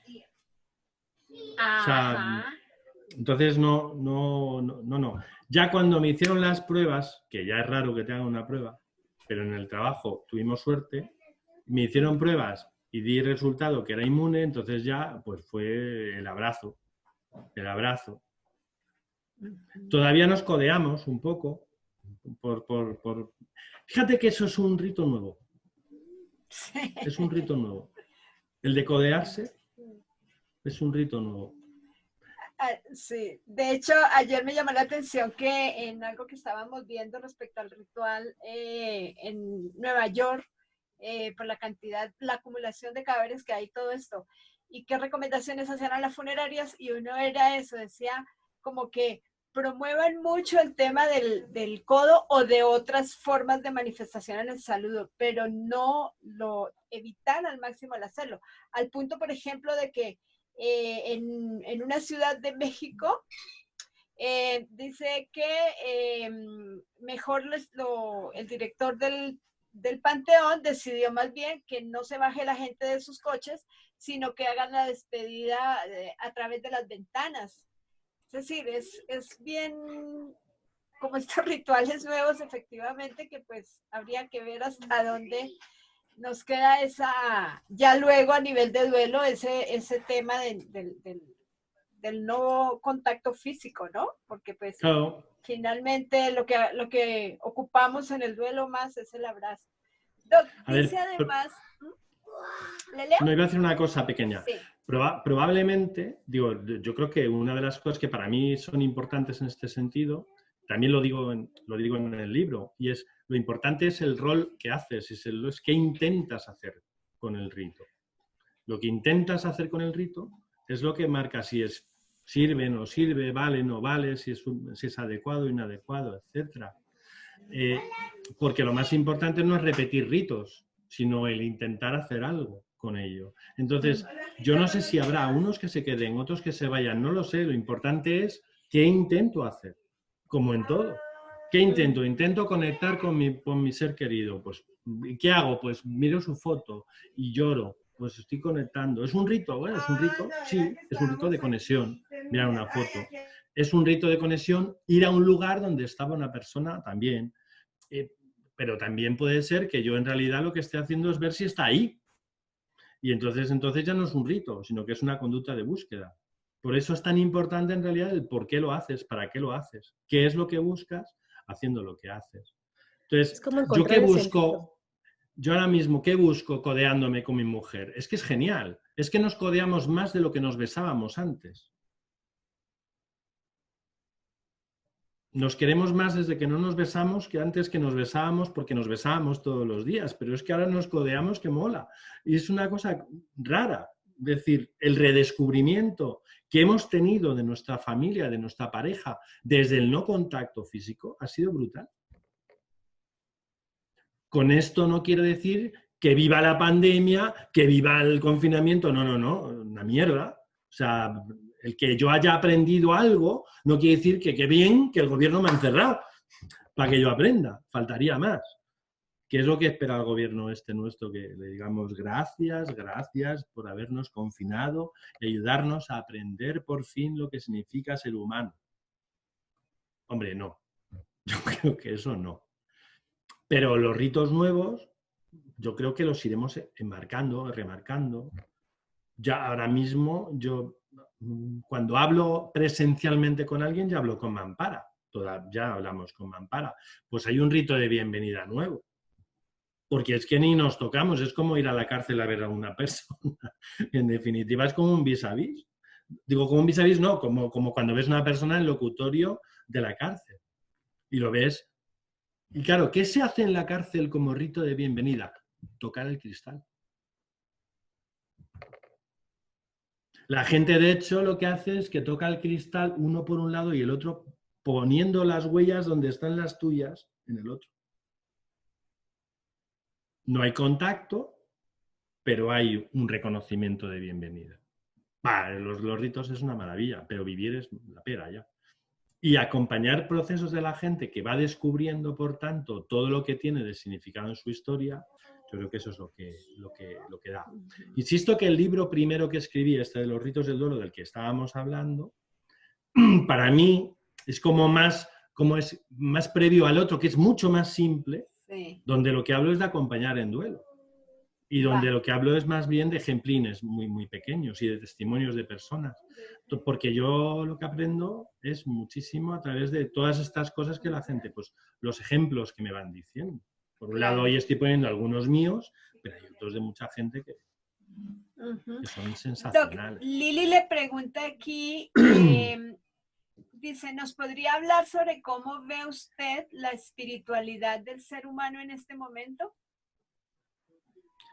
Pues esa es una pregunta tan grande que yo te la admito como todas las admito, pero sería una pregunta para hacerla común. O sea, ¿cómo veo? Es muy amplia. La espiritualidad del ser humano es el eje del ser humano, es el eje de sentido del ser humano. Cuando hablamos de las dimensiones del ser humano, hablamos, de hecho, la Sociedad Internacional de Cuidados Paliativos sitúa como the core of spirituality, como el eje en la espiritualidad y las demás dimensiones alrededor. No es como un sumatorio ¿no? Sino que hay algo que dice que yo soy yo. Entonces yo diría que fundamentalmente el encuentro con los propios significados, que en definitiva viene a decir esto, ¿no? Entonces, yo veo que hay personas bastantes personas que están haciendo un trabajo de laboratorio con ellas mismas en este confinamiento. Se han visto obligadas a convivir con sus traumas, con sus problemas, con sus situaciones complejas, sin poder salir. La verdad es que es de tortura. O sea, es de tortura lo que la gente ha tenido que admitir en este caso. Insisto, y no solamente por la pandemia, sino por las decisiones que se han tomado a partir de la pandemia. Entonces, creo que hay una búsqueda espiritual a la fuerza. No es que la haya porque emerja solo, sino porque evidentemente a la fuerza ahorcan. Pero aún así también hay mucha fuga. Mucha fuga de uno mismo. Vamos, o sea, los negocios que han crecido son los Netflix y amigos parecidos. Es decir, todo lo que ha favorecido que la gente simplemente hayamos podido tirar. Y ha sido muy sabio poder tirar. Yo creo que a mí me gustó mucho, yo resumo el libro de Viktor Frankl, El hombre en busca de sentido, en 2 frases, porque soy así de profanador probablemente. No se puede resumir eso, pero yo digo, la primera parte del libro consiste en sobrevivir y la segunda parte en vivir. Y el paso de sobrevivir a vivir es recuperar la memoria. Pero para sobrevivir tienes que concentrarte en lo que vives. La gente en duelo muchas veces sobrevive simplemente poniendo un pie delante de otro. Me decía mi Ana, cuando muere su hijo, y me dice, estoy poniendo un pie delante del otro y muerta de dolor en cada paso. Eso se llama sobrevivir. Vivir será darle un sentido. El proceso del duelo probablemente genere que la gente al final le dé sentido. Sí, perdona, Janet. Sí, es que es un tema además desde el punto de vista de este encuentro con nosotros mismos, que sí efectivamente nos lleva a ver un poco más allá y reconocernos desde esta dimensión espiritual, pero es que además también a veces cuesta mucho trabajo, porque Es que no es muy habíamos difícil. tenido el tiempo de mirar hacia adentro. No, pero no solo es el tiempo. Es que nos hemos acostumbrado, probablemente. Sí. Es que yo he estado acompañando sanitarios que en el fondo, al final de la jornada, lo único que querían era tomar 2 copas para poder el día siguiente volver a la batalla. Y no era el momento de hablar. Nosotros hemos habilitado un montón de teléfonos. Psicólogos han ofrecido a patadas. O sea, parecía que no había más que psicólogos en el mundo. Y sin embargo, la gente no estaba en el momento de hablar. Está en otro momento. Vale. Dice el doctor Jesús Elizarraz, en la página 69 del libro se lee, la conexión entre la dimensión espiritual de la persona y el rito puede verse desde todo lo que vamos diciendo y lo que diremos a continuación, pero queremos referirnos a un autor que dice explícitamente que el rito es camino para la experiencia espiritual. Sí, ese es Durkheim. Ajá, dice, entonces esto implica que la persona ha aprendido el rito desde la niñez, desde las primeras etapas de la vida. De esta manera será integrado al adulto. El niño lo que ha aprendido es a ritualizar la experiencia. Ha aprendido los ritos. Ha aprendido que su vida tiene ritos.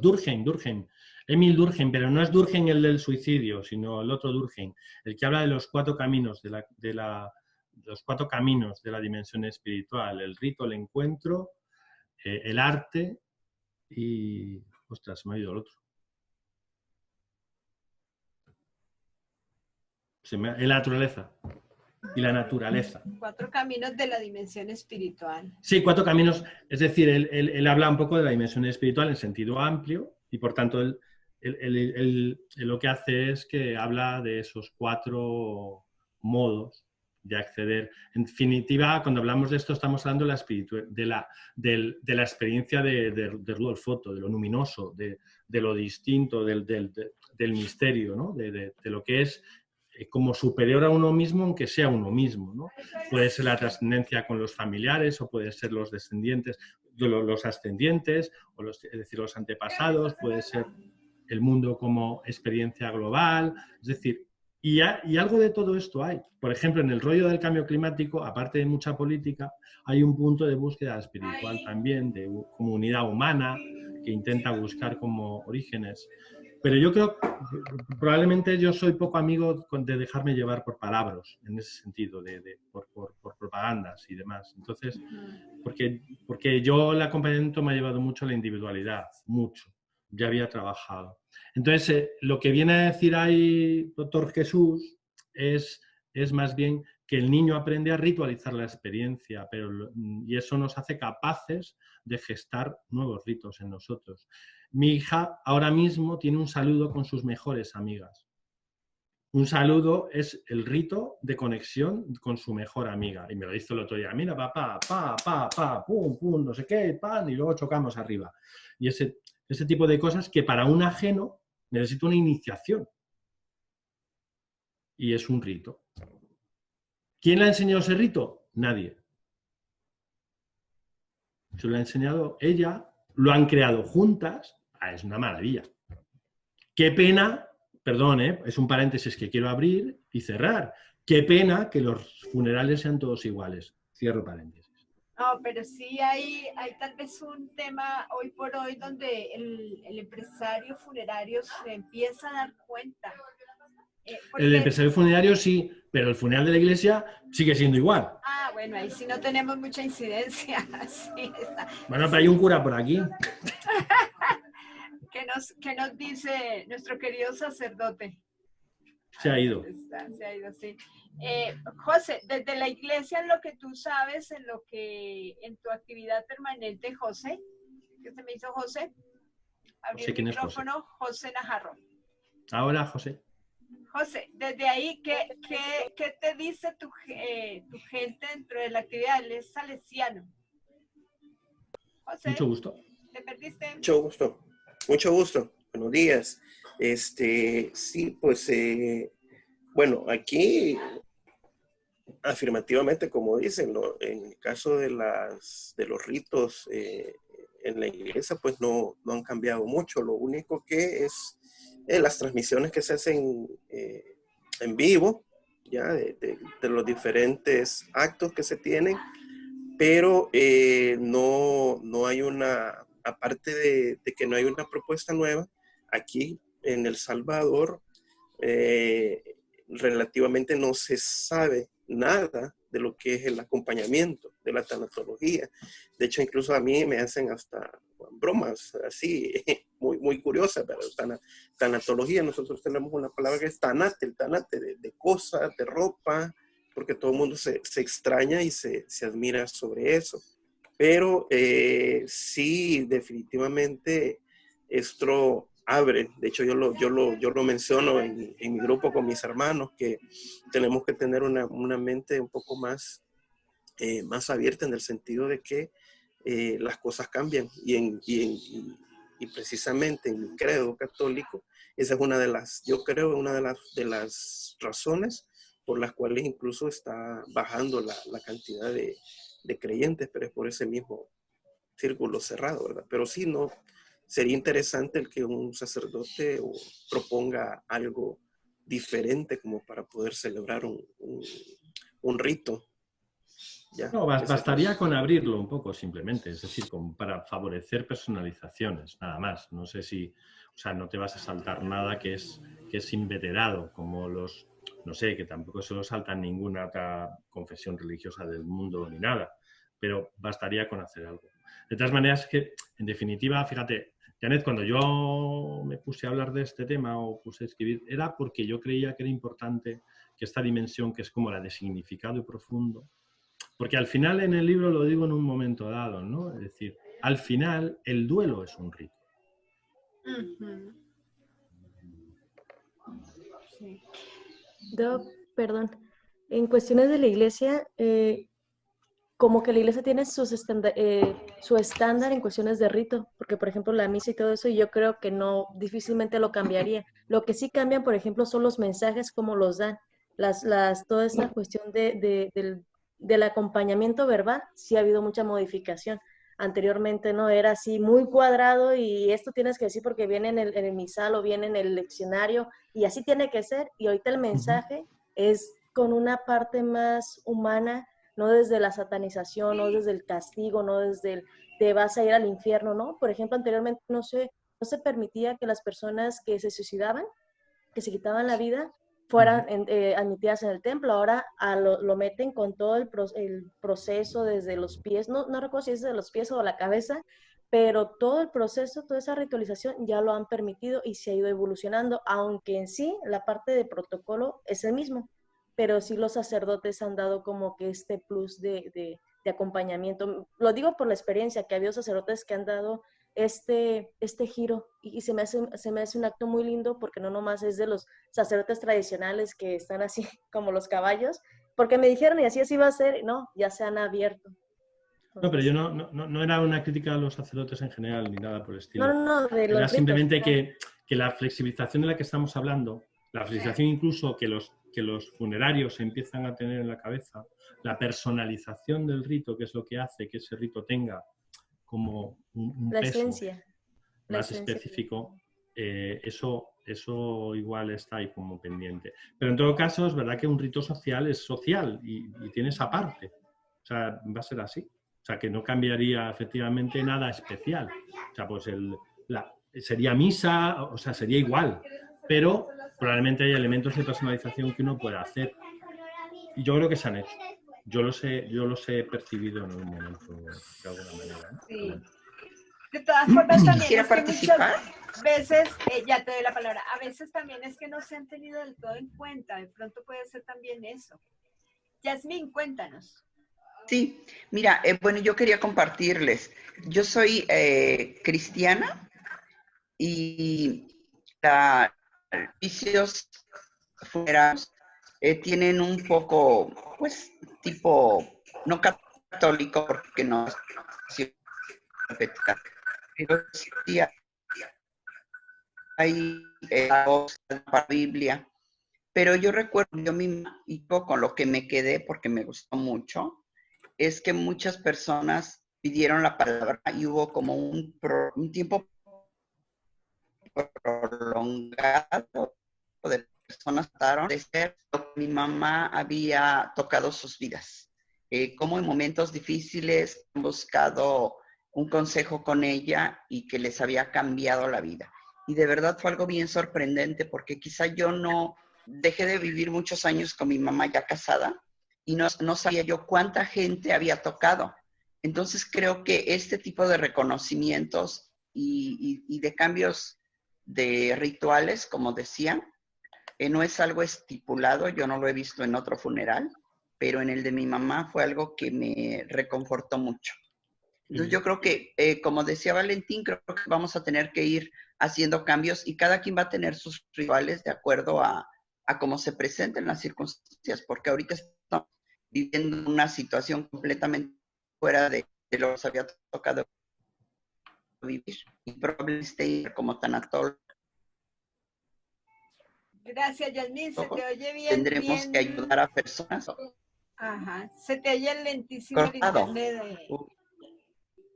Yasmín. Sí. Okay. Sí. Bueno, es que hayan escuchado algo. Sí. De lo que de lo que nos quieres compartir, sí. Okay. Lo que pasa es que sí, de pronto siento ahora que en el homenaje con el que cerramos los servicios funerarios, se da esta opción de hablar, de poder expresar y despedir y ese agradecimiento que es tan importante. Pero valga que este tema a nivel de iglesia debemos sí efectivamente tener en cuenta. Bueno, voy a leer otro comentario porque vamos a empezar a cerrar, así que si alguien quiere sus preguntas, por favor, ordenados para que les veamos además su cara. Dice Mayra que, dice, en la Universidad Pontificia de México llevé el diplomado de Pastoral de la Salud, en donde participan maestros camilos.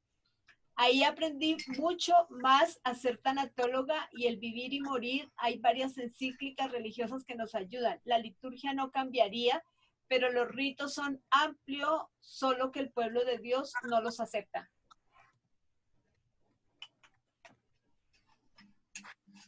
Bueno, es un comentario, en definitiva, sobre cómo se viven las cosas desde dentro de la Iglesia Católica y yo, desde luego, pues yo, o sea, entiendo que tiene algo que ver así. Lo que pasa es que el que la gente no acepta las cosas significaría, desde el punto de vista de un acompañante, que algo te has dejado para que no te acepten. Es decir, la historia pasa lo mismo, fíjate, es lo mismo que cuando, yo creo que lo vamos a entender bien, como cuando decimos, como psicólogos, le decimos a una persona que, o sea, decimos, hablando de una persona, que es que la persona no está poniendo de su parte para cambiar. O estamos diciendo que es que la persona no, es que se está atascando. Y yo siempre digo, probablemente hay algo que no estemos mirando bien. Digo, porque lo que para quien ve el atasco, ¿quién es? Eres tú. Por tanto, de hecho, si no variamos un poco el esquema, el punto de vista, nunca acompañaremos a la gente. Porque para acompañar hace falta entender por qué la gente no llega a entendernos. No sé si me estoy explicando. Sí, O por qué no llegamos a explicarnos nosotros. Si yo llego aquí con un discurso, me voy con el discurso y me da igual que hayáis entendido algo o que no hayáis entendido nada, aunque no os vaya a venir ¿sabes? Puedo llegar y decir, qué gente más dura la gente que he tenido hoy. Sí, sí, sí. ¿No? Sí. Y a lo mejor he salido yo con un discurso de porquería que no era nada inteligible. Pero, por tanto, creo que es bueno hacernos como esa doble pregunta, entiendo yo, ¿no? De alguna manera.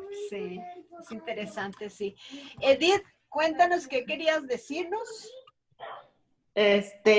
Bueno, yo quería decir que detrás del rito también hay mucho mito y que en la actualidad pues la iglesia o las iglesias pues ya están abiertas a más manera de que las personas hagan sus rituales de la manera que manejan en su cultura, en su tradición, porque los ritos finalmente sí se manejan culturales aunque sean individuales.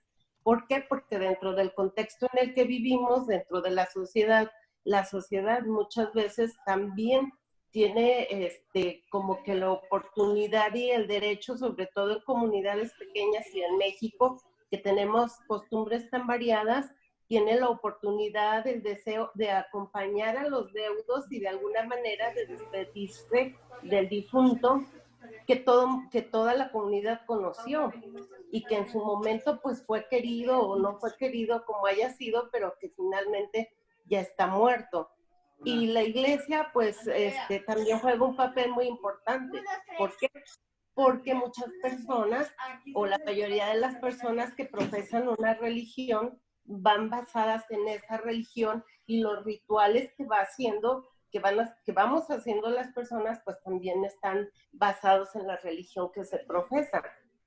Porque desafortunadamente pues todos somos, algunas personas se dicen ateas, pero ateas por gracia de Dios. A la hora de que sabemos que vamos a morir o a la hora de la muerte, pues todos somos con la creencia en el ser superior y el miedo a lo desconocido, pues es normal, pero ya también es muy diferente cuando enfrentamos mi muerte, tu muerte y la muerte de nosotros, la muerte del otro, la muerte de todos, que sí, efectivamente, nos recuerda nuestra propia muerte. Por eso es que nos duele tanto, por eso es que lloramos, por eso es que necesitamos confirmar, despedir y hacer nuestros rituales también. Sí, es un tema finalmente muy, muy amplio.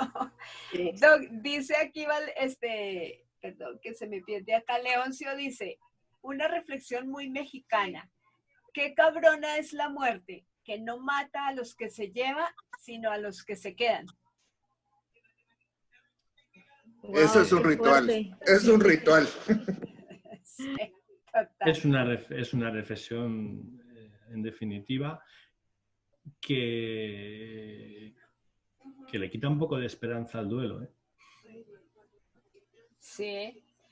De hecho, yo no sé. O sea, la verdad, yo creo que lo escribió Carlos Fuentes, pero yo creo que le da una validez a la manera en como decía Edith y como dicen todos, a la manera en como los mexicanos llevamos el duelo, ¿no? No es lo mismo ella que está en Zacatecas, aquí con los mayas, ¿no? Y los mayas de aquí de mi colonia son muy diferentes a los que viven en un pueblo. Entonces esos rituales, entonces nosotros necesitamos quitarle esta parte cabrona a la muerte, ¿eh? Y decir, nosotros, por ejemplo, hacemos fiestas, hacemos pachanga, hacemos rituales que no nos hacen olvidar de la muerte, no la recuerdan, pero alegre como una compañera de nosotros. Entonces, me parece a mí muy linda esa parte, ¿no? Y yo creo que no le niega, reafirma que la muerte debe doler, el duelo es un proceso, por supuesto, todo lo que ya has expuesto, Valentín, y estamos llenos de rituales, por fortuna. Muchas gracias, Valentín, y ya vi tus correos ahí. Gracias. Nada, a vosotros. Sí, vale. Doc, yo no quiero que usted se me vaya de aquí sin que nos cuente, ya nos ha dicho que no le fue muy bien con eso, pero del tema en su publicación donde habla del síndrome de Estocolmo. No me podía quedar callada. Bueno, no, es que claro, dentro de las cosas que yo estaba viviendo y escribiendo y compartiendo, estuve haciendo una reflexión sobre lo que... Pero claro, probablemente es un poco local. Es mundial, pero es local. Y no era buscando ningún tipo de conspiración ni nada, pero sí que es verdad que yo decía, digo, da la sensación de que estando aquí confinados se puede generar una especie de síndrome de Estocolmo en el que cuando nos liberen les demos gracias por habernos encerrado. Y mientras tanto, en nuestro país nos están robando. Entonces, el síndrome de Estocolmo, que en realidad es una forma de hablar, surge cuando surge. Se llama así porque un psiquiatra sueco lo llamó así, porque hubo unas personas que fueron secuestradas en el curso de un atraco a una entidad bancaria. Y en ese curso estuvieron encerrados en la cámara acorazada con los secuestradores, temiendo mucho por sus vidas, que eso es muy importante, muchos días, personas que en el curso de esos días acabaron teniendo sentimientos incluso de amistad profunda y de amor hacia algunos de los secuestradores. Se convertía como en una especie de defensa del trauma. Es decir, pues voy a caerles bien para que no... Pero se constituyó luego. Y entonces yo hice una especie yo empezaba a notar cómo aquí empezábamos a hacer... cómo los muertos empezaban a importar menos y nos estábamos concentrando más en los beneficios que tenía el confinamiento y en las bondades que tenía el confinamiento. Y entonces fue cuando hice esa reflexión. Lo llamé Balcones de Estocolmo porque me parecía que estábamos aplaudiendo a los sanitarios, que en realidad era aplaudir al gobierno, parece ser. Por cierto, a los mismos sanitarios a los que antes tratábamos mal cuando íbamos al médico. Que eso todo hay que decirlo, porque yo les doy clases de humanización a muchos sanitarios y de lo que se quejan es de lo mal que los tratan los pacientes. Pero bueno, ahora les aplaudimos al menos, claro. Luego ya cuando podamos verles, pues volveremos a tratarles mal, porque así es la vida o así es nuestra vida. Y luego se nos olvidará. Pero entonces, eso fue lo que hice. Y era la primera parte de otro documento que se llama Psicólogos para la Felicidad, en el que parecía que decía que precisamente ahora lo que se trataba es de que los psicólogos les diéramos la felicidad a las personas que les habíamos quitado de repente. Y por tanto, fíjate que el síndrome de Estocolmo se convertía al final como en una parte importante porque al final los psicólogos vamos a dar gracias a esta oportunidad para que la gente nos haga caso. Y al final tenemos que agradecer a los que nos han metido en un confinamiento el que ahora seamos relevantes. No sé si me explico. Entonces, claro, me resulta tremendamente irónico y por eso fueron dos partes del mismo documento. Pero en mi centro en el que yo trabajo les pareció tan tremendamente duro para el gobierno que dijeron que no podía ser. Bueno, no me han echado de milagro, pero bueno. Pero así ha sido. Entonces, vale. Pero de todas maneras, Janet, de lo que he escrito es lo que menos... O sea, tiene mucho que ver con el confinamiento, es lo que menos tiene que ver con lo que es el duelo y tal, que tengo las otras pequeñeces de artículo que he estado escribiendo que yo creo que tienen algún interés, como el del Tanatorio es la casa. Esos están en LinkedIn, tú lo sabes, Janet, porque tú me has visto por ahí y los puedes pasar libremente a la gente o pasar los links de LinkedIn si queréis, porque ahí los podéis ver, ¿vale? Sí, vale, Doc, muchísimas gracias. Sí, hemos venido compartiendo y se vale... entender que hay redes sociales que son como más especializadas y una de esas es el LinkedIn. Doc, preguntan aquí también ¿qué libros o autores recomiendas sobre el acompañamiento? Bueno, claro, es que esto va a quedar mal, pero es verdad que yo... Espérate, déjame compartir la pantalla, que no me dejas. Ah, ya. Sí puedo. Compartir pantalla, a ver... Pero la tengo que compartir yo, no tú. Sí, ya. A ver si ya le llegó ahí. ¿Sí? Sí. ¿No? Sí. ¿Sí? Ah, Ya está. Esto está aquí. Esto está aquí. Y está aquí. Y está aquí.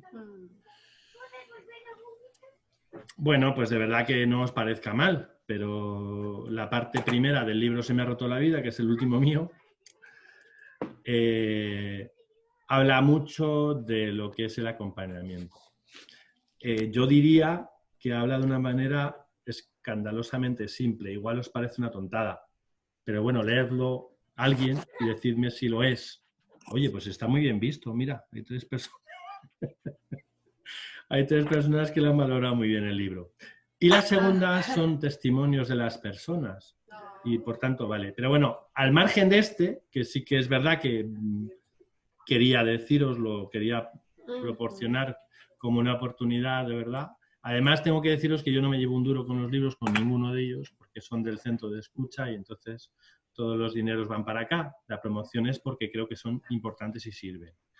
Aparte de eso, nosotros bebemos mucho de la fuente counseling, de las originales, pero también de los libros que son pues, los que se han escrito a lo mejor en nuestra órbita de San Camilo de este tema, ¿no? De lo que es Introducción al Counseling, los de Apuntes de Relación de Ayuda de José Carlos Bermejo, que ese es un muy buen libro, es una tontería de libro así de fino y es un muy buen libro. El Apuntes de Relación de Ayuda. La Introducción al Counseling está bien, pero es tal. El de Empatía Terapéutica es un muy buen libro, también es de José Carlos Bermejo. Pero luego están, a ver, de donde bebemos nosotros, que son Carcuf, que es Rogers, que es un poco esa la corriente en la que nosotros bebemos. San Camilo bebe mucho de esa, los camilianos, o sea, San Camilo, lo camiliano, bebe mucho de esa corriente counseling. Y nosotros, el máster fundamental nuestro es el de counseling, nosotros es donde nosotros nos centramos. Pero el counseling, como nosotros lo vivimos, que es distinto que como en Argentina, sí, el proceso de convertirse en persona de Rogers, sin duda ninguna, Leoncio, por supuesto, es uno de ellos. Es decir, los que son de Rogers y sobre todo ese. Tal como nosotros lo vivimos muy, o sea, de una forma bastante Roger, en el sentido bastante poco directiva. Bastante poco directiva. Creo que hay poco acompañamiento que se puede hacer de forma directiva, que se haga acompañamiento. Creo que somos boyas en una travesía. Y las boyas no dirigen un barco. Las boyas no llevan un timón. Las boyas no empujan a ningún lado. Las boyas señalan, no marcan un camino por donde una persona está yendo. Si acaso, parece que dice que por ahí se navega. Y las boyas sobre todo señalan peligros. Las boyas señalan dónde empieza la tierra y dónde un barco puede encallar. ¿Me seguís, verdad? Sí. Entonces, pienso que eso es uno de los ejemplos que... Pero bueno, yo hago ejemplos muy marinos, porque como estoy en Madrid, como veo el mar, pues debe ser que aquí navegamos. Entonces, este tipo de libros del que estamos hablando. Claro, libros de estos ya llegan por Kindle, me refiero que de otra manera... pues eso, el libro mío vale 13 euros. Llevarlo vale 30. Sí. ¿Sabes? Es que... y el tiempo que se tarda. Sí, es una pena. Yo le debo libros a personas de allí, a los de Medellín, pero es que no he podido. Remanso iba a haber hecho como una especie de... Iba a haber hecho una remesa, pero al final no lo hicieron después del congreso. Entonces, cuando yo voy por allá, pues llevo libros. Sí, claro. Pero ahora me parece que vamos a tardar en ir un poco. Bueno, esperemos que sí, hay que reorganizar todos estos viajes pendientes. Yo creo que ya nos toca así entrar en este proceso de nueva planeación, efectivamente. Bueno, ¿alguna otra pregunta, Edith? No, pues yo creo que quedó claro y pues doctor, muchísimas gracias por habernos acompañado, por habernos regalado parte de su tiempo. Muchas gracias a las personas que nos acompañaron y pues yo creo que seguimos pendientes, doctor. No creo que, esperemos que no sea la última charla que tengamos con usted. Esperemos que nos hable de sus otros libros más adelante también. Vale. Pues, Cuando venga, bienvenido. Edwin tiene su manito levantada. ¿Quieres, por favor, quita tu micrófono y bienvenido, Edwin? Te pones otro nombre, por favor. Se cambian los nombres y me pierdo. Bienvenido. Hola, un saludo, muy buenas tardes, bueno, días, por allá tardes, no sé. Aquí tardes ya. Ok, pues nada más era pues agradecer por la información. Nosotros realmente aquí en esta unidad de asistencia tanatológica nunca nos hemos confinado. Hemos estado atendiendo a las familias durante toda la pandemia y hemos estado favoreciendo los procesos de duelo, tanto en las salas de homenaje como en la entrega de las esencias de urna por COVID. Entonces es algo interesante porque con protección, con caretas, cubrebocas y todo, hacemos ciertos rituales en donde las mismas familias nos lo piden para poderse despedir de alguna manera, aunque realmente están recibiendo la urna. Ahorita con esta información, pues me ha ampliado un poquito más el panorama y también decir que es muy importante la presencia de los tanatólogos ahorita en esta situación, porque aunque hay de diversas religiones, hemos tenido la oportunidad de apoyar tanto a diferentes concepciones y es padre esta parte, aunque también existe el temor por un contagio, pero pues tratamos de hacerlo con todos los cuidados pertinentes. Muchas gracias, doctor, y saludos hasta España. Muchísimas gracias a ti también. Estos chicos, además, quiero hacerles publicidad. Son chicos muy jóvenes que ya están liderando unidades de duelo. En este caso, él está en Veracruz. Y son, digamos que de toda esta situación, pues el aprendizaje que les ha correspondido a pasos agigantados, pues, ¿no? Pero también, pues, valorando su tiempo de estar aquí, de escuchar, de aprender a conocer otros autores, porque pues también es bien importante esta parte de que este espacio lo hemos generado justamente para conocer los puntos de vista de otras culturas, del autor, el por qué y para qué escribió de pronto un libro. Así que igualmente bienvenidos, esperamos hacer seguir haciéndolo semanal como hemos estado. Y pues realmente cualquier comentario, sugerencia y demás, pues también son bienvenidos. ¿Va? Nadie más con su manito abierta, pues doctor, lo dejamos. Yo sé que ya es tardecito. Realmente pues supremamente honrados de su tiempo, de su sabiduría, de su gran generosidad para con nosotros. Muchas gracias. Déjame decir a mí, ¿vale? Déjame decir que gracias, déjame decir que gracias porque es como una deferencia especial el que alguien quiera hablar conmigo de duelo o el que quiera compartir conmigo desde un libro que realmente cuando yo lo escribo para condensar algo que me parece importante, que es la dimensión espiritual del duelo desde el rito. Mis compañeros acompañantes, hasta que se escribió el libro, no le daban tanta importancia a los ritos dentro del acompañamiento y a partir de ahí, pues un poco soy el que lo suele decir, pero yo la verdad que he tenido la suerte. Y bueno, la verdad que mi mujer siempre dice que es una suerte que la gente me escuche. Bueno, así me escucha ya menos, pero que es una suerte que la gente me escuche porque dice que ella no tiene esa oportunidad, ¿no? Dice que ella quiere también un día que decir gracias, pero no tiene ese momento, ¿no? Yo es verdad que sí que y sí que es verdad que me gustaría mostrarme disponible en ese sentido para lo que realmente yo pueda y sepa hacer en ese sentido y por compartir en otro momento cuando queráis. Me gustará, si leéis el otro libro, que me digáis qué os parece, porque es verdad que es tan distinto y hemos puesto mucha ilusión en él.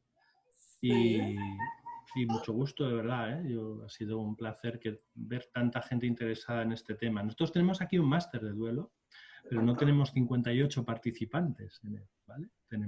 Son másters de poca gente, son másters de 15 o por ahí, ¿no?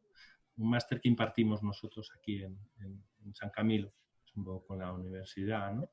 En Colombia querían tener uno y no lo han tenido todavía, y hay un profe en Medellín que quería contagiarme para ese tema, A ver si lo hacía. Un máster para nosotros es una maestría para vosotros, ¿no? O algo así, no sé. Sí, sí, sí, es así. Ok. Es así. Bueno, pues nada. Sí, sí nos la traen pendiente para Colombia, sí. Sí, estaba un profe de allí de Medellín muy deseándolo. Veremos a ver si se consigue. Y nada, mucho gusto, de verdad, que tenemos una página web, la de humanizar.es nuestra, de aquí de San Camilo, porque quieran ver un poco también otras actividades que también tenemos online y cosas así, y algunas cosas que estamos haciendo por Zoom, y todos los libros que también tenemos acá, que para que os podáis también acudir a ellos. Y estaré muy, muy contento de si voy recibiendo, pues eso, tanto impresiones como incluso sugerencias, libros vuestros, historias que vosotros tengáis, para que yo también aprenda muchísimo de todo lo que habéis traído. ¿Vale? Vale, Doc, muchísimas gracias. Como siempre a todos, nuestro inmenso agradecimiento por su tiempo, por llevar esto que me enseñaron a mí desde siempre, que era que había que contar el cuento. Que ahí íbamos aprendiendo, había que estarlo transmitiendo. Entonces nos vemos para la próxima semana y muchísimas gracias. ¿Algo más, Edith? Gracias. ¿No? Okay. Bueno, Gracias.